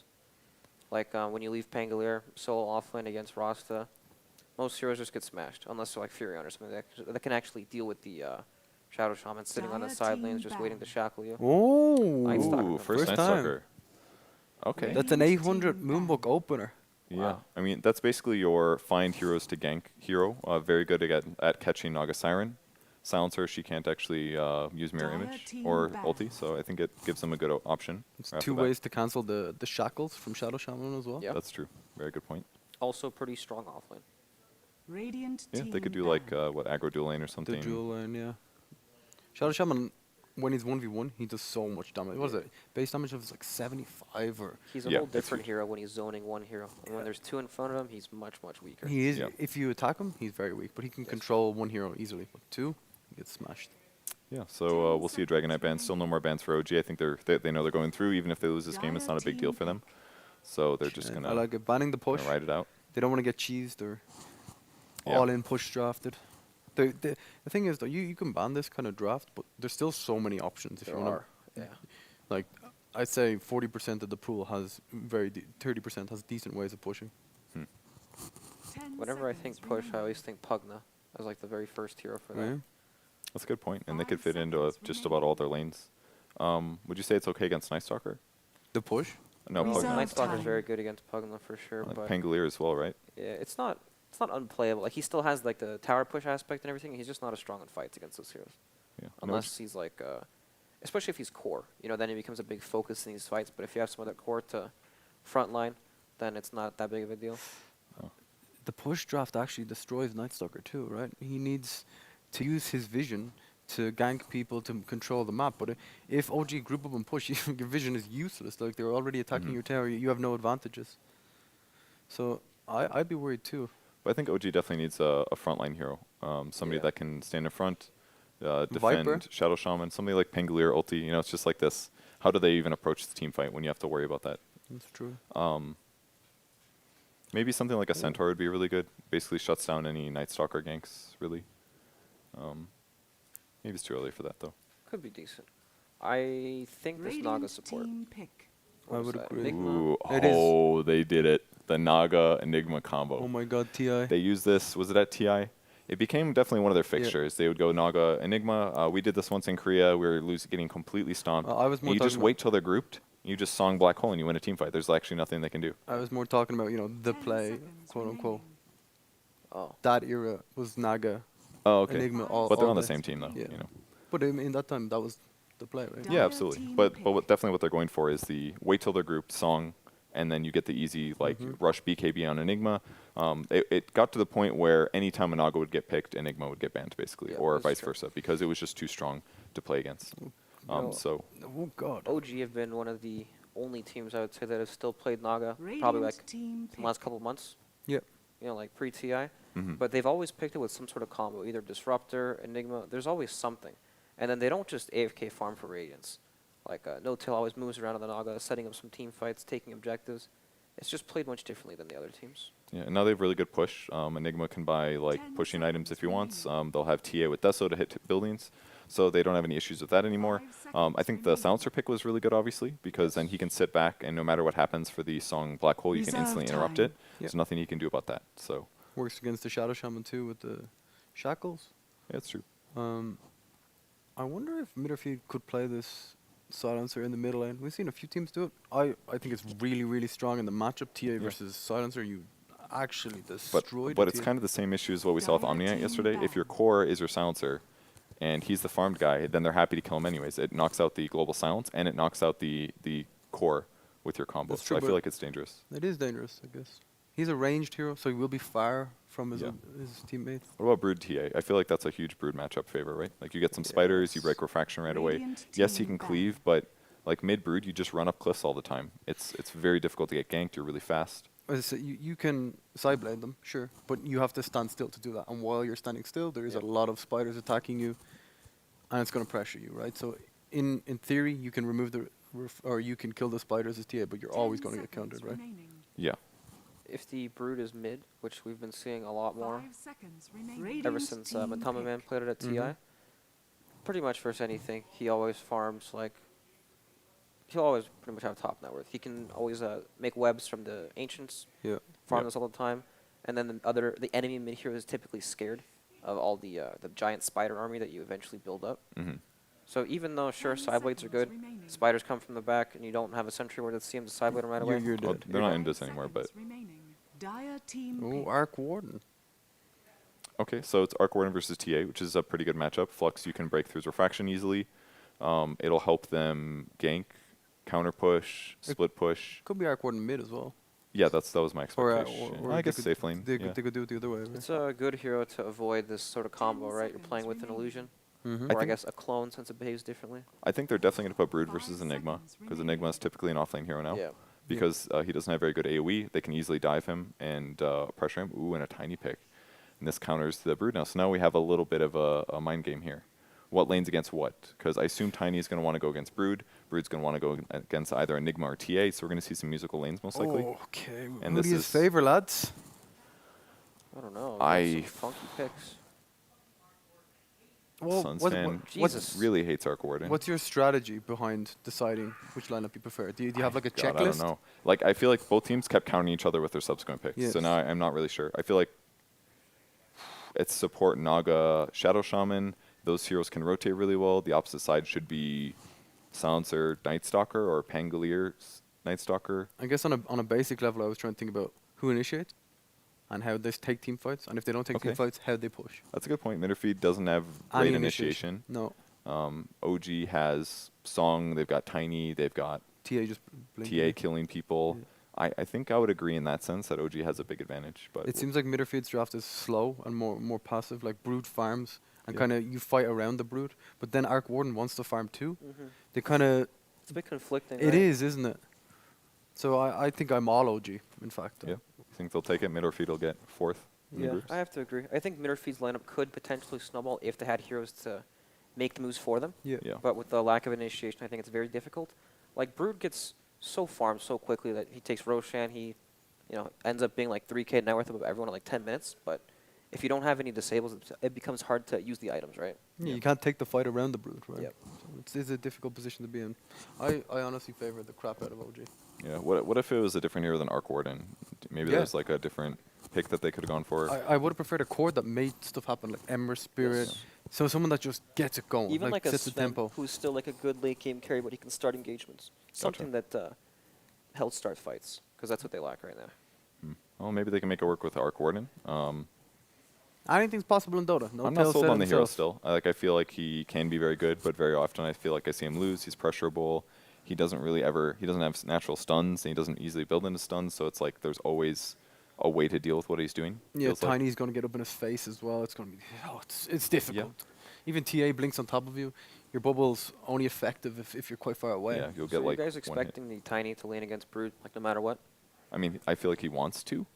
The tree grab is much lower cost, and he's got so many different AoE options. I feel like it's No, kind of it a is gimme no there. tail on the Tiny. Yeah. But I also feel like Brood could be really good against Tiny late game. I'm not sure. We'll see how it all ends up. I think the lanes are going to be a lot of it.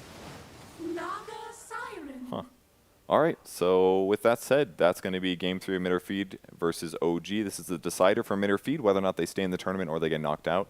And OG, can they pad their bank a little bit more here? We'll throw it over to the casters. Sunsfan and Trent. Thank you very much. We have an Arc Warden. I'm really excited. Trent, how about you?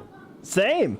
I love this hero. Yeah, He you is haven't my been favorite hero. moaning in and Dota. groaning about it for the last 2 minutes or anything. No, but the good thing is it Tomato. does cancel out with Pangolier because I do actually love to watch Pangolier. Okay, fair enough. Very cool hero. Broodmother, I like watching a new Brood. I think it's more combat active. It's like a lot of fighting. What is wrong with... Oh, okay. It's just finishing loading, you know. Dota's having a rough day today, it looks like. Excellent, excellent. Thank you very much. All right, so Cinderin playing his patented Night Stalker from back in the day. A lot of people don't remember the actual history behind this hero, but... Or names of abilities on heroes. I think I'm right, by the way. I think every He website, refuses to accept that he's every wrong. website has colluded against me. Yep. But anyway, back to the Night Stalker. Cinderin. He was the original Night Stalker, the 1v1 mid Night Stalker. And when Dota 2 came, he played it for a month and then never again. That was it, Now eh? he's support. Sad days. I miss the core Night Stalker, man. You can extend the night. Oh, I miss that so much. But he does have some different skills now, of course. Quite a bit more powerful, some would say, considering he's... Is this his first pick? I think it might be the first time I've seen him all tournament. That would be my guess. At most second. Yeah. Maybe one of the other ones stuck in there, but they need to win. It's time to spend some Moonbucks, so that's exactly what they're doing here for Midderfeed. The only hope they have to take a victory here. Who's playing the Arc Warden? Tomato. Okay, we've actually cast a couple of his games, so we'll try not to keep an eye on him too much because of that hero. Kezu, on the other hand, though, Broodmother, he will be in the safe lane for now. Typically, you'll see this hero mid. Of course, changed quite a bit. The Spiderlings have less HP but more armor. Of course, he cannot go invisible in his webs anymore. I believe Tomato's pinging that block down bottom. Yeah, that was like, real what bad. is that? That What was is real. that, dude? It's like my hitbox is on... I need a different cosmetic. Obviously changes the hitboxes. But what do you think of the new Night Stalker, the new Broodmother? I like it. I think it's more interactive, fights a lot more. It's more enjoyable to watch than the old Broodmother.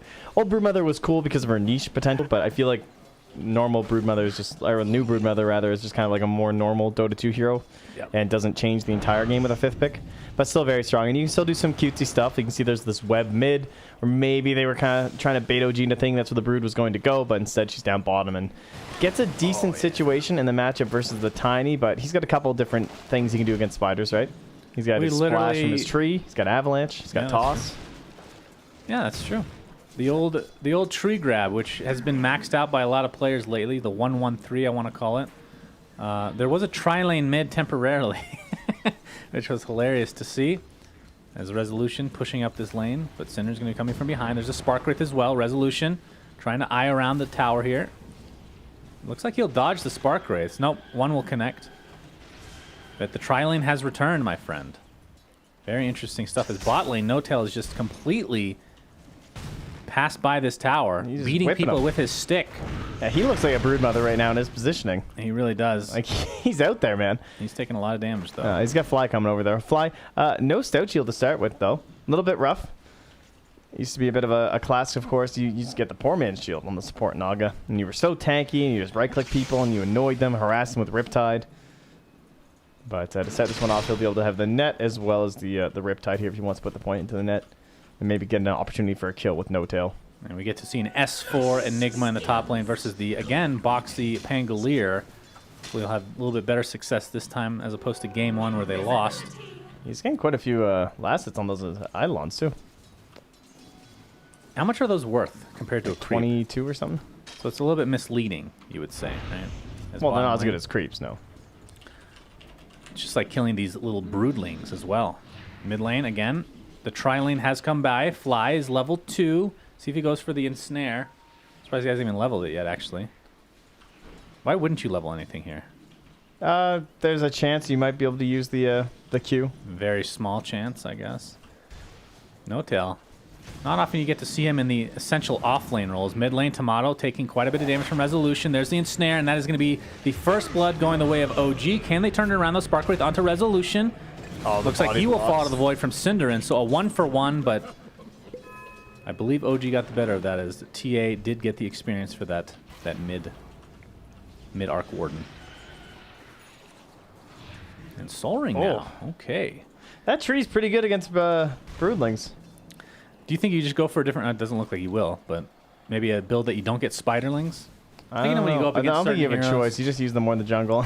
Yeah, I guess you could do that. That's true. Throws the tree. How much armor do they have now, actually?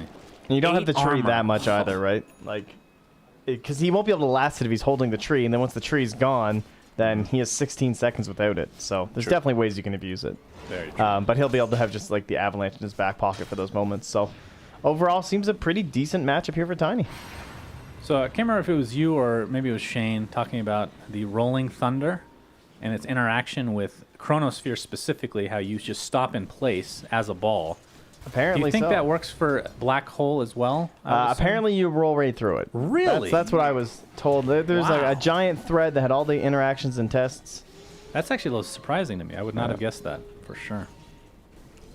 But it is nighttime now. Night Stalker coming towards the mid lane. Looks like they're going to go for resolution, but nice shackle from Jerax, keeping Cinderin at bay. And he'll throw out a Void and Frustration as Jerax will tank a Spark Wraith as well. Now this is Night Stalker's time. How important is it for him to find some kills in this first nighttime, or is it not like it used to be, where you don't have that much pressure on you necessarily? Like the second nighttime, I mean, we have 4-minute durations here, not very long. I think you just like stay in your ball form. I don't think you can roll through it actually. You just like Oh, keep we're still on that rolling. question. You can't like roll into the Enigma. Like you wouldn't be able to stop it. All right, as we'll far get back as to I it. know. All right, you're gonna have to explain that Because it's just magic immunity, right? That wouldn't make any sense. Jerax will die to it. Cinder will trade his life in all likelihood. Gets off one final Void. And Resolution again has Meld in 4 seconds. Looks like they'll find Own Me in the mid lane here. As Tomato continuing the pressure. There's Boxy coming in with a nice swashbuckle to take out the TA. All right, what did you if you're already Dude, rolling, I don't fucking know. I don't give a shit. In my opinion, You brought it would up. make sense. You brought it up. No, I changed the subject and you brought it back to that subject. Yeah, because I don't want to give out false information. I'm just saying what I was told, but that doesn't make any sense. I'm Yeah, but if you were assuming that if told you that, that's not roll giving into the false black information. hole, he should just stop. He should keep the ulti going, but he shouldn't be able to move. But you know Right. what? I don't know. Okay, that's what We'll find out. All right, then that was my initial Fight me. guess on Just that. fight me. All right. Such an angry Canadian.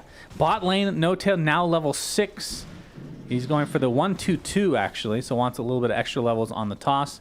Of course, Grow does not help Esports toss in over any the black way hole. anymore. Yeah, we have Oh, the then we need it, shackle, maybe? fly with the ensnare. I think they should be able to do enough right-click damage, one would think. Does that swashbuckle? All right, they are going to use it. And he's going to keep it channeled just to let them know that he's still there. And these spiderlings are very like nuclear. Yes. Radioactive is the word I'm looking for. Resolution. Refraction is going to be eaten off completely thanks to Kezu. Spark Wraith is there. It will connect, but they have no vision to speak of. Another Spark Wraith, though. The fact that it hits invis units is hilarious. It's actually pretty cool, though. You keep that in the lane, or the sides of the lane, so you can't get ganked. It's a pretty absurd spell, yeah. Pretty ridiculous. Only level 4, though, compared to Resolution's 5, so... Look at bottom though. No Tail's just been. He's just like, yeah, I can't deal with this really as Broodmother. This isn't an effective place for me to be. It's better that I just like start farming the jungle. But then the problem is it's a tiny, and he's terrifying. He's gotten himself up to level 7. Lots of nuke burst potential. So it's hard for a support to really come and soak anything in this lane. How does this scale now? The tree grab. So the They bonus changed. damage It's been goes changed up. a lot since it came out. So bonus damage to both anything plus buildings goes up. Yeah, and then of then course you cooldown just as get well. 5 attacks straight away now. Yeah, that's the big change that I think will help him a lot. Yeah. And we have been seeing, like I said, the tree grab being maxed. I expect that to be the continued trend here. He's trying to make it look like he TP'd out, and only they does find find him. No Tail. Not sure if he has enough damage to actually blow anybody up as Cinder comes in with a crippling fear. They'll at the very least do a considerable amount of damage to No Tail, but he doesn't seem too scared about it. That's a Too big difference, though. If that was like old Tiny, or if he skilled Avalanche and Toss, he would have just killed that Silencer, right? He would have had like 800 burst damage, and Silencer would just die. Oh, Boxy gets off his ult. Nope, he gets canceled by the Avalanche. Gets off the Swashbuckle, though, into a Malefice. And yeah, he is just surrounded by That was a nice tree toss, the too. Illuminati of OG. Slapped him on down, 215 gold. What are your thoughts on TA this game? Any is this like a free game for him, Or we have trouble? Overall, it's pretty damn good. Just has to be. It's a kind of obnoxious up against Night Stalker because he can just keep throwing the mischance on top of you, and he's a lot of armor, so he's hard to really deal with. So if you keep getting silenced, so you can't refract and stuff, it can be frustrating. And then, as you just saw, Pangolier is very good against refractions. Yep, he's going to bounce back off the wall. Resolution's in a lot of trouble. The Spark Wraith will deal more, and there's another ultimate used again with the shield crash, dealing so much damage, but it's not enough. And with the support coming through, OG will find the kill on that very annoying Pangolier. Wow, that was actually so close. Very nicely played. Good support rotations coming through, and he'll be rewarded there, as it's Jerax who gets a bunch of that gold, 215. Isn't that incredible that he hit him 3 times with the ult and a shield crash, and it wasn't enough for a kill at this stage of the game? Yeah, it didn't look like he was getting too much help from Tomato. Tomato not quite level 6, so he's missing that big impact for himself. His lane has not been going very well. He's 22 and 3 versus the 44 and 18 of TA. And top lane, they've got Tiny and the Snakes going to work here. A fortification will not save this tower. Yep, Kezu's come here, but not sure what he can do without a little bit more support on the side of mid or feed. Puts down a web. They'll see him, of course. I hear the rolling thunder coming into effect, but from way downtown. Way downtown, indeed. He goes right through the tower. The tower will fall to Jerax. There's his shield crash. No-Tail now in a lot of trouble. Looks like he will find his way to the grave as Boxy takes it with the swashbuckle. Meanwhile, Synderen with that counter push bottom. I mean, look at that. Wow. He just punched that tower like 3 times. So. And Fly right now level 5. So almost getting to that point of having that Song of the Siren available at all times. And Jerax, of course, we saw the Serpent Wards placed. We'll see how much he can do this game with those as far as split pushing is concerned. I mean, we've seen a lot of, especially in Captain's Draft, a lot of Shadow Shaman games come down to kind of this split pushing, the snakes, that refresher shard. Minus, I feel like we haven't seen much in the way of refresher shards come into play, which is surprising. Yeah, the games haven't been lasting all that long lately. Yeah, lately for sure. I think the playoffs will see a completely different story, though.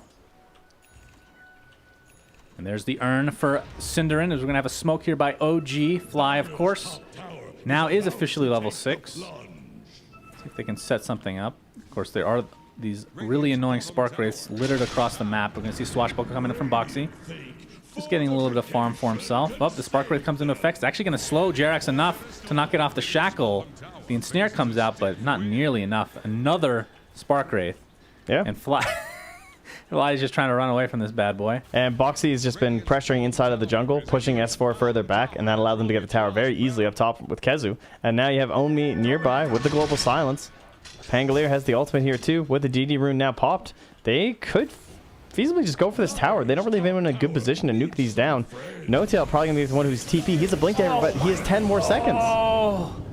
The Global Silence stops the shackle that would have been a kill in the way of Jerax, and he ends up wasting his They're Serpent going to lose Wards. this tier 2 top. They just don't have enough TPs. If they don't lose it, it's going to be exceptionally weak, but yeah, I think it's just gone. It is down. It might cost them the tier 1, although we have some TP support here. Fortify is still there as well. See if that comes into play as now Kezu. It almost feels like the old Broodmother right now. Just left alone in the lane, taking those towers, no problem. Here comes No-Tail. He jumps in with that Blink Dagger, and they're going to blow up the Pangolier. Onmi takes a tree to the back of the head, but doesn't look like any more damage will come through. Yeah, and Kezu just assuming that they'd at least come back. Even with the siege, he probably could have gotten even more done up there. Yeah, I think so. But still, they'll take it, that's for sure. It's a free 300 damage or so here once this catapult finishes off. And Kezu's going for an Assault Kuros, by the way. Essential, it's just a rush of Assault. Keep up that ratting. Abuse the very low armor that Tiny already has. Seems like a good call. Hey, he gained armor now, right? From Grow, he does, yes. 5, 10, 15. He'll be happy about that. But yep, he does have the Blink Dagger. We'll be going for an Echo Saber. Have you seen any different builds on Tiny that kind of shocked you with this new tree grab mechanic? I think the most surprising and most changing thing is just the scaling, and like choosing where to put your points between Avalanche and Toss. A lot of people think that Avalanche should just be maxed all the time now because it's the thing that gets doubled when you toss, which makes sense. But at the same time, toss cooldown goes down. It used to go down a lot. Now it's just stuck at 8 all the time anyway. Oh, or rather, it didn't used to go down. It's just the fact that you can use it twice is the logic, right? We have the ult from Pangolier, and they're going to be able to find Fly. He gets off the ensnare at the last moment. but really to no avail as Boxy's going to use the Swashbuckle to try to get away. Desolator now. He actually had an Invis rune, and they're going to continue to chase to no avail. But, yeah, with 8 seconds on Toss and then 17 on Ava, you can use Toss twice in the same time span. So it kind of makes sense that, He's with going to Blink, you jump want in the onto Toss. Cinder and tosses him back into the teammates, and he is dead. Jarex, in the meantime, gets the Hex off on the Pangolier. Boxy's in a lot of trouble, and that Desolator being used to full effect from Resolution. And they find 2 kills, might be more. That's a lot of Kezu, gold. of course, he can still walk through trees, but they have vision. And that is 3 kills in this engagement for OG. So a little bit of overextension here, mid or feed. Might even find some more. Avalanche into Toss, into Resolution's ridiculous damage. No Tail still gets the kill. A double kill, if you will. That's way too much to give away at this point in the game. That's disastrous. Now there's a Blink Dagger on Enigma. They're going to be able to get this Roshan at any point they want. Looks like that'll just be right now. The Blink Dagger will come out very soon from Resolution, and they're just going to have No Tail and Rezo jumping on top of people. And they don't really have a saving mechanism at all. They have Global, but the counter initiation plays will just have to be Rolling Thunder, which is, it's not that fast. I mean, he could do it right now, in all seriousness. It is ridiculous in the pit. The Rolling Thunder, of course. The Spider's going to be scouted here. Boxy wants to get off that all, but Jarex is here with the Hex. Very nicely done, and Roshan will be free. The net Resolution follow. takes it. Takes the Aegis, that is. Swashbuckle for Pangolier. He's going to have to use his ult defensively. He has to maneuver himself around the building so he doesn't bounce back. Does so successfully. Do you bounce off of shrines? I know you don't off of towers for some reason. I don't know. He used the shield crest to jump over it, so we won't know for now. If it goes through towers, it should go through shrines. That's More what than I likely. think. Why does it go through towers? That makes no sense. I don't know. They're like a unit, like a ward, a building. Probably just goes through all buildings, create non-issues with certain other buildings. I mean, that would be pretty hard to get off. Tombstone. Like in this area, it'd be pretty hard to get off some nice ultis with this many. Well, think about how easy it would be if you could bounce off the racks. It could be easy or it could be horrendous, right? You could be like It'd be insane. It would be like pinball in between the two, or it'd be like barracks wall, barracks wall, barracks shrine. That sounds very OP. It, like I said, could be good, or you could just be stuck. We've seen him get stuck, actually. Where was it? That's true. It Near was the in like this ramp. area, I think. Yeah, it was right there. That was so bad. Had to swashbuckle his way out. That's probably why he has a movement skill like that. You can't fully save the Rolling Thunder possibilities, so you just let him. Actually, something else to keep in mind, and this is in all that's seriousness, real we arc have ward down initiation bottom. from No Tail. Tomato at half HP. He's being left by his team, so that's going to be a freebie for OG. That's a QO Game 1 Arc Warden right there. S4 finds the Malefice onto Own Me, puts down the Midnight Pulse as well. Resolution gets tossed, and boom! Easy kill again. But back to my very important point. The terrain that you use actually makes a difference when you're Pangolier. Now, why is that? Because some of them are very confusing where the walls are. Okay, Especially the one, like the one I'm using now, which is the best terrain, by the way, the Monkey King terrain. Right. It sometimes some areas is difficult to see where there's a wall. Okay, fair But enough. if you're a good player, then you don't have to worry about it, Trent. So you're fine, buddy. I see what you're saying. Okay. Yeah, see, I got the normal map on. The normal map's too boring. I want to show that I have contributed my money. You're saving to esports. TI. Is that what I'm hearing? Yes. No, thank you. That's so nice of you. It's literally just me. Resolution, of course. With the Blink, Deso, and Aegis to work with, we'll be going for a Hurricane Pike. Next on the list for him is Echo Saber's completed by No Tail. So he deals a lot of damage. And I mean, it's very similar to the old Tiny when you get the Echo Saber and Ags, except it's only Ags for 5 hits. What do you think about these 4 clarities in the stash, or the backpack rather, for No Tail? He needs it, man. Pretty smart.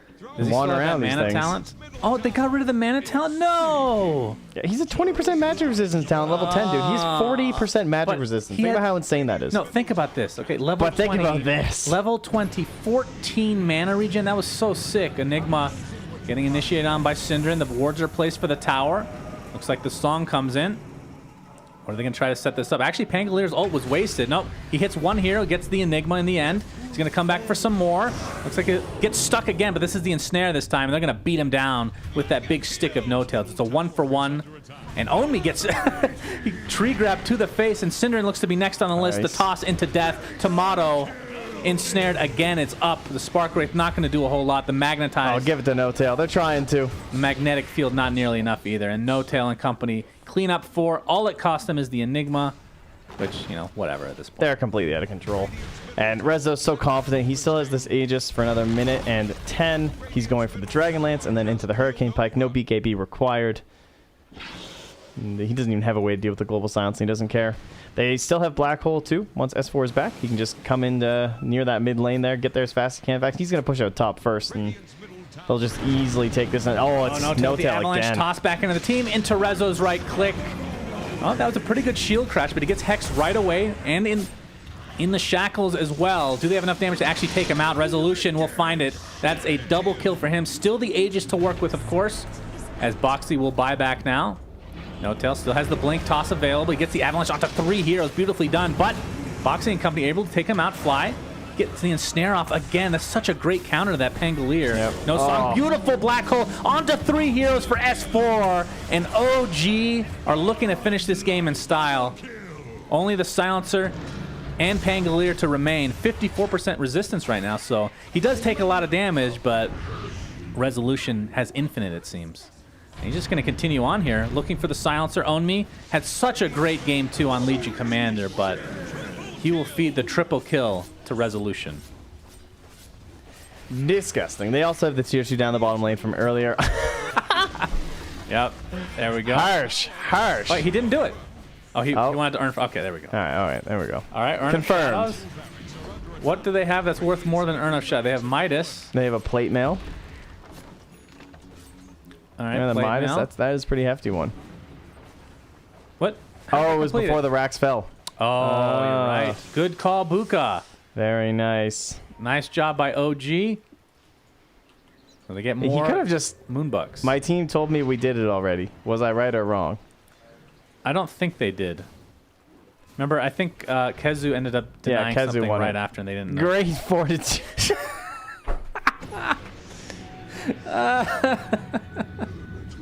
That's great. I sacrificed my Cinderin. He's not worth as much as an Urn of Shadows, I'm pretty sure. But yeah, they did not complete it yet. Yeah. I Yeah. agree. So he could have just denied like a tango. So kind Yeah, of sucked he true. lost his urn. Yeah, that's true. That's a little... Could have done anything at that point. No tail. Toss on to Cinderin. Cinderin is going to continue to chase right now. As we get some clarification from Buka as, my God, Cinder's going to get blown up. Resolution, Another one more net. right click. Nope, it'll be fly with that blink dagger, actually, as the global silence comes out. Lots of damage being applied to Jirax, attempting to run away, stopped but the his toss is ulti. there again, and Kezu not able to lifesteal enough, and double kill for Fly of all heroes. So he denied his urn, and now the team is giving him all the kills. Excellently done. Ensnare onto Own Me. Resolution will claim that for himself this time around, as this is getting close to the very end here. As Boxy gets off that ultimate, the shield crashes well onto 2 heroes, but ensnared again. That has to be one of the best counters in the game. Yeah, and they That's have insane. both the ensnare as well as the troll net running around here too. From must be a helm. Yeah, there's a helm on Jerax. So they are not giving them any opportunity. Really, we talk about the Pangolin's kind of the only chance they have, right? Yes. Some sort of a ball roll through, and then it's very similar to game number 1 with that Tomato Slardar, hoping to follow up some of those, and they never quite found them. And in fact, this looks a lot like game number 1 because it's another complete and utter stomp here from OG. 1, 2, 3. Oh, hey! Gotta keep track of the wand there, Rezo. But interestingly enough, the Pangolier, of course, he has the 1 javelin right now, but he's going for the Yule Scepter, which I would have loved to see, but I don't think they're going to survive long enough to actually pick that up with the interaction of Rolling Thunder and whatnot. No tail. Doesn't bother using his toss here. There's a nice Thunder. Again, the ensnare, though. And the S4 is song. looking for the black hole. Oh, jeez. Well, he doesn't have to look All for right. it. Do we? No, please. I sacrifice.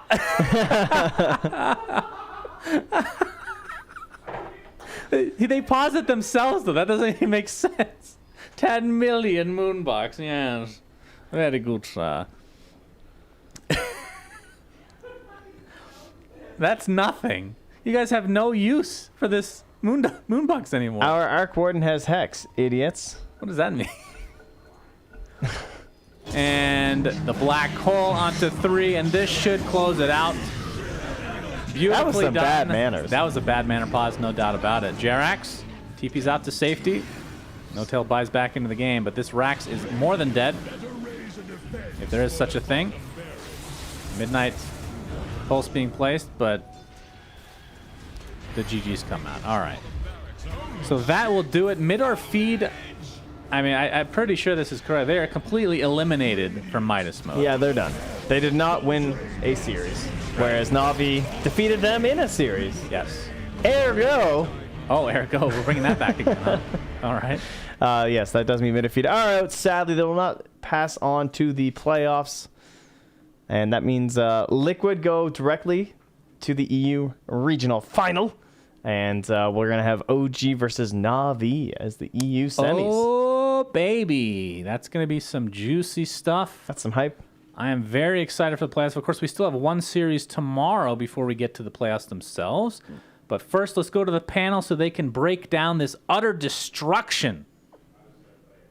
After some ads. All right, after some ads, apparently. We're switching things up, guys. I would love to talk to Mr. Newell. Needs to borrow more money again, does he? Yes, fine. I can speak with him now. Include Ice Frog, then that devil of a man Johnson. I want to hear about his recent wild hunts. Yes, of course I can hold.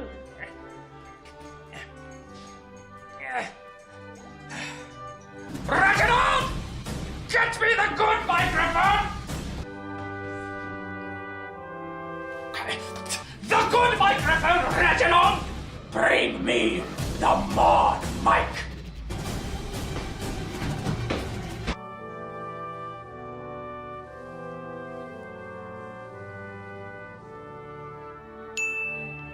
Hi, this is Gabe Newell. Hello, This isn't working. Good luck figuring it out. Hello, Mr. Newell. I trust my chat wheel idea went over well at the office. Yes. Is Ice Frog available? Okay. Let's use this as an opportunity. Reginald, get my tea. Oh, hey, yeah, this is Ice Frog. How we doing today, Gabe? I work at Valve. What's not to like? Yeah, I agree. Anyway, so we wanted to talk to you about some changes to the economy, something we've been working on. Hopefully, it will have been worth the wait. Yes, indeed, Mr. Frog. These gold changes are quite fascinating. This has been an experiment. Yes, indeed. Please continue. Hey, you know, we should talk about the Hand of Midas stuff, Gabe. No. Okay, don't be such a stickler. Listen, we're gonna take the Hand of Midas. We're gonna reduce just a little bit. You dare to mention Midas nerfs to me? No. I'll have you remember who funded your little mod back when you were playing in the dirt, Frog. I know, but I've had enough of this nonsense. I'll be seeing you personally, Mr. Midas, very soon. Please. Thanks for listening. Reginald! Get my most expensive set of soundproof headphones. I'm taking the job! And bring the good microphone. I want those fools to hear me lecturing them in crystal clear clarity. I'm sorry, sir, but which microphone was that?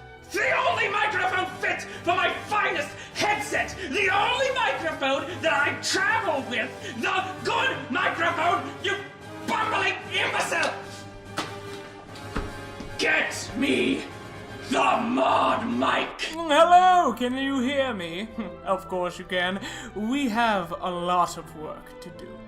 And what microphone am I using? I'm sure you can't afford it. It's the best on the market. It's called an Antlion mod mic. What do you mean it's only $50? Reginald! Great commercial. Thanks a lot, Slacks, for that one. We're back after that series. And yeah, the Antlion mod mic. You can put it on any of your headsets, jump from headset to headset, put it on a coffee cup. It's pretty cool. Yeah. How about the set? Last game, it was a little stompy. Most of the games, Okay. pretty stompy. One thing about the series, though, as a whole, both teams, good sports, right? They're doing it all for. It's. I was gonna say something, but they're doing it all.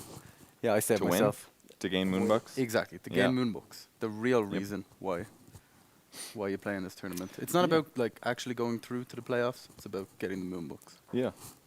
Brax, any comments? The net interrupting pangolin ults. That felt real satisfying. That's pretty cool to watch, isn't it? Yeah. We have this hero who's valued super high in the tournament, costs a bunch of moonbucks, and in the first game we saw the Doom with the ensnare creep to cancel the roll. It's crazy that there's some random things, I guess, that just break the Rolling Thunder entirely. Yeah, I mean, maybe it should only make him not move during it. I think that would be kind of more balanced. Just Because it hold him in seems place for the duration. it's good to watch him lose in that kind of a way to just shut down what makes the hero kind of good. But it also, I don't know, maybe too strong. Yeah, maybe too Mitterfield strong of a first counter. banned the Doom as well, just so they could pick the Pangolier. So But that was the next level thing about it for what OG did there. They're like, okay, here's a hero that's going to be good early pick. We know it'll be effective. It gets banned second phase. Well, that's fine. We have another backup. It's another net hero. They thought this through. That was really clear going into the series. So with Mitterfield losing that means they only end up winning one game. They won 0 sets, so that puts them bottom of their group. So they're going to be eliminated from the tournament. they were great at the bounties. Though. Very happy that they got to participate, but 0-3 means that no other team did worse than them. NA bracket, we're not quite figured out who's going to be the victor there, other than we know that Optic is going to win that. I should probably finish the rest of EU. So the seeding now for EU is Liquid gets first place, OG gets second with a 2-1 record. Third place goes to Navi with 1-2, and then Mitterfield on the bottom with 0-3. And then on the NA bracket, Optic obviously was already 3-0'd, has already 3-0'd the opponents. So they're going to get first seed in NA. And then we're still not sure about the other three. We've got VTJ at 1-2, got Immortals at 1-1 with a game to play, and we've got EG at 0-2. Technically, all three of these teams, if I'm not mistaken, can be tied at 1-2. So that means how many games you've won and how many Moonbucks you have. Okay, so Moonbook-wise, EG are actually... They're sitting real good, but they got to win their set. So if EG wins their set, that would put them at 4-4 with a 1-2 record. That would put them in second place. If they go 0-2, they're out, obviously. If they don't win their set at all, just dead. So can we go back to that screen? I definitely need to see that. Sorry. So if EG wins their set, they get second seed. If they lose their set and Immortals wins it, Immortals gets second and VTJ is third. Yeah. Okay. So is VTJ... They're kind of screwed, I guess? Because if Immortals... Immortals has to win one game. All right, so for Immortals to beat VTJ, without winning the set versus EG, they have to win at least one game, and they have to have more Moonbucks by the end than VTJ does. Which, that sounds pretty possible. They just have to win one game and come out of the best of three with 150, 170 more Moonbucks than they started. Okay, so Immortals have to do a few challenges if they want to... They have to do challenges. They have to win one game, and that's how they make out of the group. If not, then it could be VTJ, or they have to win their series. I feel like the big problem for Immortals is going to be completing the challenges. They've been struggling. Yeah. There's some expensive ones, though. They didn't really... They did one yesterday unintentionally. Did they? Yeah, they ran They them. still did it. Oh, they ran them like the the Radiant the Heroes. draft Yeah, one, yeah. That was pretty good. So maybe if they do all the challenges unintentionally, that could be good for them. Yeah, it could be. Pretty hard to drop a bottle in your jungle or in the enemy jungle unintentionally. That's true. Yeah, that's true. Well, let's hop over to the Haas segment. Let's get his thoughts for the matches for the day.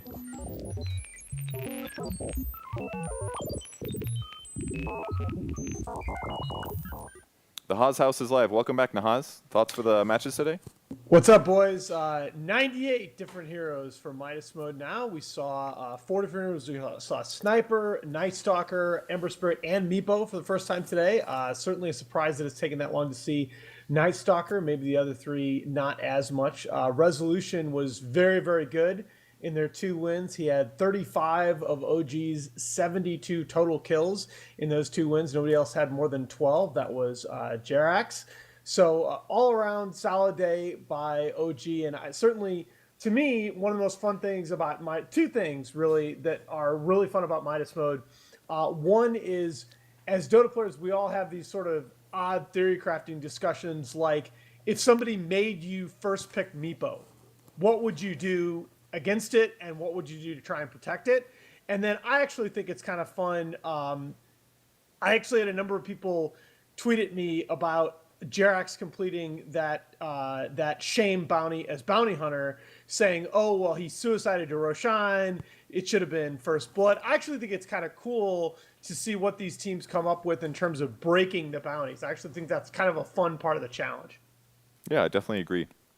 We could have worded that one maybe better because this was the second first hero that dies challenge, but I think at this point we were like... It was so fun to watch it happen. It was Exactly. And that's what it's about. More fun to watch the bounty money flow in than the random money flow in, 100%. I think is safe to say. So what do you think going into the playoffs here? I mean, I know we still have one more match tomorrow to determine like NA seeding, who gets eliminated.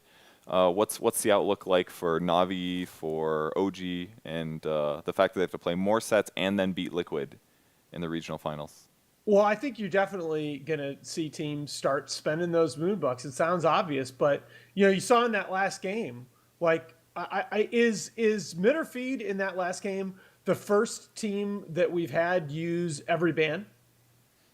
Because I think that's think the so. case. Except for maybe the first day, there was maybe I think Immortals did like Oh, a 5 Immortals, ban. yeah, but- Immortals might have when we thought they might not have understood the rules, but yeah, I mean, other than Immortals, I do think that presages some of what we're going to see in some of the future games. That teams are sitting on these huge piles of moonbucks, but realizing that that's not the objective of the tournament. So I do think you're going to start seeing bans used strategically a little bit more. You're going to start seeing teams really dip into that reserve of moonbucks. Well, what do you think about the NA match coming up tomorrow? It's Immortals versus EG. EG hasn't won a set yet. EG has to win the set to stay in the tournament. Immortals has to win at least one, and they have to increase their moonbucks by the end of the set by at least like 175. Any strategy ideas for that? Do Immortals like go heavy on challenges like 2 matches, then go all in, or? I mean, I think I think as Immortals, you kind of have to win that first game and then make your moonbucks on the second. I think if I'm Immortals, I'm spending as much as I have to get myself the biggest edge that I can in that draft in the first game. Then I'm going to spend the second. I might random all 5 heroes, might random just 3 or something, give myself a chance, but also focus on completing as many of the bounties as I can. And then obviously the third, if you lose that second, you have to win that. But yeah, I mean, I think when you look at those series as a team that has to win the series as well as accumulate some moonbucks, I think that first game really stands out. Yeah, absolutely. Maybe aim for challenges that you can complete when winning. Double them up for some easy profit, perhaps. It's going to be a hard one. EG's going to play really, really tough, I bet. I think so. I mean, EG, let's not mince words, fellas. I mean, that team, on paper, you'd still call one of the top 5 most talented in the world. They haven't necessarily shown that, either in this tournament or in the events we've seen so far. So, they got to play a little better. What I wanted to talk about in that game was the last series we saw. We saw Night Stalker, one of the most expensive heroes available, and it didn't look strong at all. Like maybe some of the old heroes that have got nerfed recently still high up in the moonbooks, and maybe does that give teams an incentive to pick it? Like you sort by moonbooks, you see this hero that's like 500, 450 moonbooks. Yeah. Like, does that tempt you into picking it, almost like misleading you into the strength of the hero? It's interesting. That's kind of a behavioral economics question right there, right? That's a Dick Thaler question. Is there some false valuation or temptation of the high price heroes? I honestly think it's going to sound a little simple, but I actually think just in the last patch, just everybody learned how to play against Night Stalker. That there was a statistic about halfway through the patch, if you compared first and second nighttime to second and third daytime, Night Stalker participated in the last patch in about over 3 times as many kills and assists that he participated in those night times, the first and second, compared to second and third daytime, which is really significant because, of course, kills and assists tend to increase. The rate tends to increase as the game goes on, at least early on in the mid game. But I just think a lot of people have gotten used to playing around Night Stalker. They're used to those timing windows of that first and second nighttime and better able to anticipate those power spikes of the hero. I think it's not just Night Stalker. It's like Anti-Mages there, Pango also getting counted pretty hard. There's a lot of the top 4 value heroes. What about Winter Wyvern? I feel like that hero he might be the only has done one. Okay, but has also lost. Maybe it's just a losing We just team. saw it today against Meepo. Like I think that's an unfair kind of. The hero's always been pretty situational, right? Yeah. No, I honestly, I've said this a couple times in a couple of these segments. I think with Winter Wyvern, people are really learning how to deal with Cold Embrace in particular. And one of the big ways that you can deal with Cold Embrace is with Spirit Vessel. You slap that Spirit Vessel on, and it negates almost all that regen that you're getting there. That is not. Cold Embrace is not a hard save in the same sense as like a Shallow Grave, and I think there are times in the previous patch and early on in this patch in particular where it looked like one. But I think, again, when you track evolution in the meta, yes, it's about buffs and nerfs, but it's also about these pro teams just learning and getting better at dealing with particular heroes. Yeah, that absolutely makes sense. Well, thanks for coming on today, Nahaz. We appreciate it. We'll see you back tomorrow for the last series of the group stage. And it's been good for EU. I mean, it's pretty crazy that it comes down to the last match in both of these groups for 3 teams' outcomes. That's pretty crazy. You know what it seems like, the Mirror Feed and OG and Liquid, like OG and Liquid are kind of up here, Yeah. and it feels like Navi's kind of in the middle, and it's honestly great to see the groups play out that way. Yeah. When the teams turn it on, you can really feel it, can't you? The difference in skill level and how. Everything kind of went as expected, right? Yeah. When you look at these teams, you could kind of rank them, almost, right? Yep. As your predictions for what would happen, and it played out that way. Then you look at NA, and you think, What's happening? exactly, who could have predicted this? And going back to Immortals on the bounties, maybe they don't even want to complete the bounties. Maybe they'll try to go bankrupt. Or they could just win 2-0. I mean, that's another way to succeed in your seeding. So Yeah. lots of stuff. We'll see how it turns out tomorrow. It'll be pretty good. In the meantime, Reginald, bring me my laptop. Can you hurry up, please? I don't have all day. So slow, Reginald. All right. What is this crap? What is this? What is it? Reginald, what is this? Why is this tray? Get this tray. What about the Chat winners for the day. Interesting. We're going to go through 1 through 5 first, and then we'll tell you guys who the winners are. How dare you? He doesn't. You sleep outside tonight. No blanket. All Sorry, right. the back of your head was wonderful. Honestly, you have the most hair probably in Moonlook. Yeah, that's maybe a compliment here. I'm not sure. All right. Chat winners today for the betting. Number 1, this is not winners. This is just who made the most money. Lumiere Vert, 55.45, most Moonbucks. Number 2, Bustard Stevaz with 28.14. Pretty big separation between the second and first. Number 3, we've got Guido, 27.22. Number 4, Tomato 8D has 25.39. And number 5 was Offalige with 22.81. So the winners... Dun, dun, dun, dun, dun. Guido with number 3, 27.22, and the 5th place, Offalige with 22.81. Congratulations to you guys. Congratulations. I have no idea how you receive your bounties, but or your wins, but I don't know. We'll probably message you or some shit. Who knows? Check your Twitch messages. That's probably the best. We need way. a younger Reginald. This one is awfully slow. Real slow. Yep. This one is past his Get time. off the Yeah, camera. just take him out the back garden. I mean, break Even one of ruining his the legs. cameras. Ridiculous. Well, something else that we could cover in the meantime before we wrap up the day. Do you guys have any interest in socks? Yeah, I wear do. socks. I love them. Even if you didn't, there's lots of other cool things to be interested in at massdrop.com. If we could just go Let's have check a that look. out. It's not about giveaways anymore. Is the link wrong again? Dro.ps? No, that's the link. Oh, all right. Draw.ps. That's it. Yeah, we got some giveaways going on over there. We can also take a look at the website as well. Now, this is one community here. This one's for audiophiles. This is if you're into audio equipment, recording equipment, headsets, things like that. You have, like, But reviews. there are so many different communities that you can go to on massdrop.com. Like, can you go to the front page? I think I accessed it on my phone, and it was amazing, like how many different things that you guys just might be interested in. That's truly a great checking product. out. Everyone has ears. Okay, so we got. All right, it's looking. That's fine. Just go to the tab at the top. That was decent. What's that on keyboards there? Let's have a look on the right-hand side. Oh, well, we got split keyboards if you're interested in something like that. This one's a Vortex nice. Race 3 Cherry MX Browns. And it also comes with a cup of coffee. Pretty amazing. Cup of coffee. How That's does a it deal right there. transport it?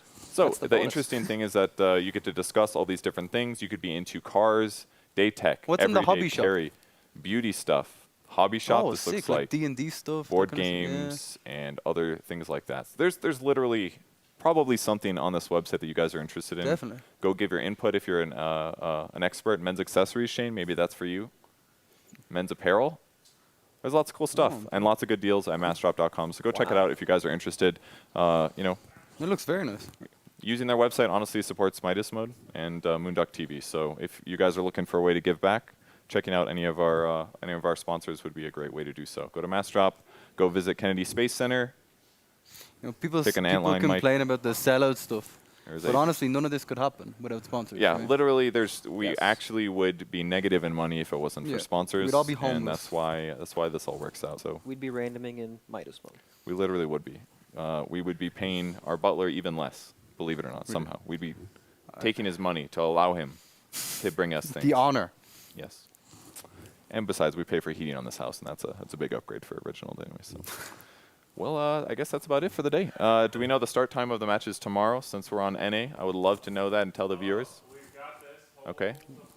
In a moment. Ooh. Wow. Enhance, please. So tomorrow, the Thursday, the 23rd of November, Thanksgiving.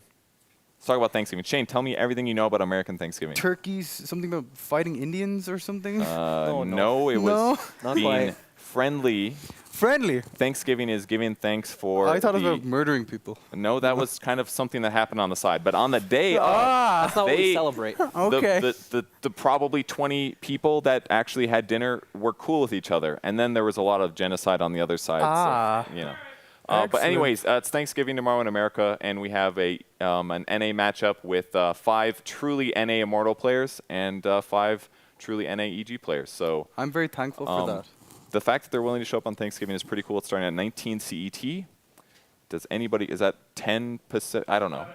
All right, so that's 11 a.m. Mountain. Mountain That's time. 10 a.m. Pacific and 1 p.m. Eastern. That's 1 hour ago from right now is when the match starts tomorrow. And the rest of the matches, maybe they'll happen. We'll know. We'll find out We'll soon. figure it out.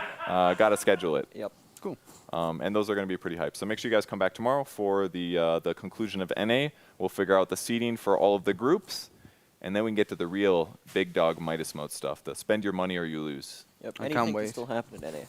It really can. Except that Optic is definitely going all the way to the regional grand So finals. not anything. Okay, I lied. Yeah. Almost anything. Try not to lie. All right, so we'll see you guys tomorrow in 23 hours. Thanks for watching.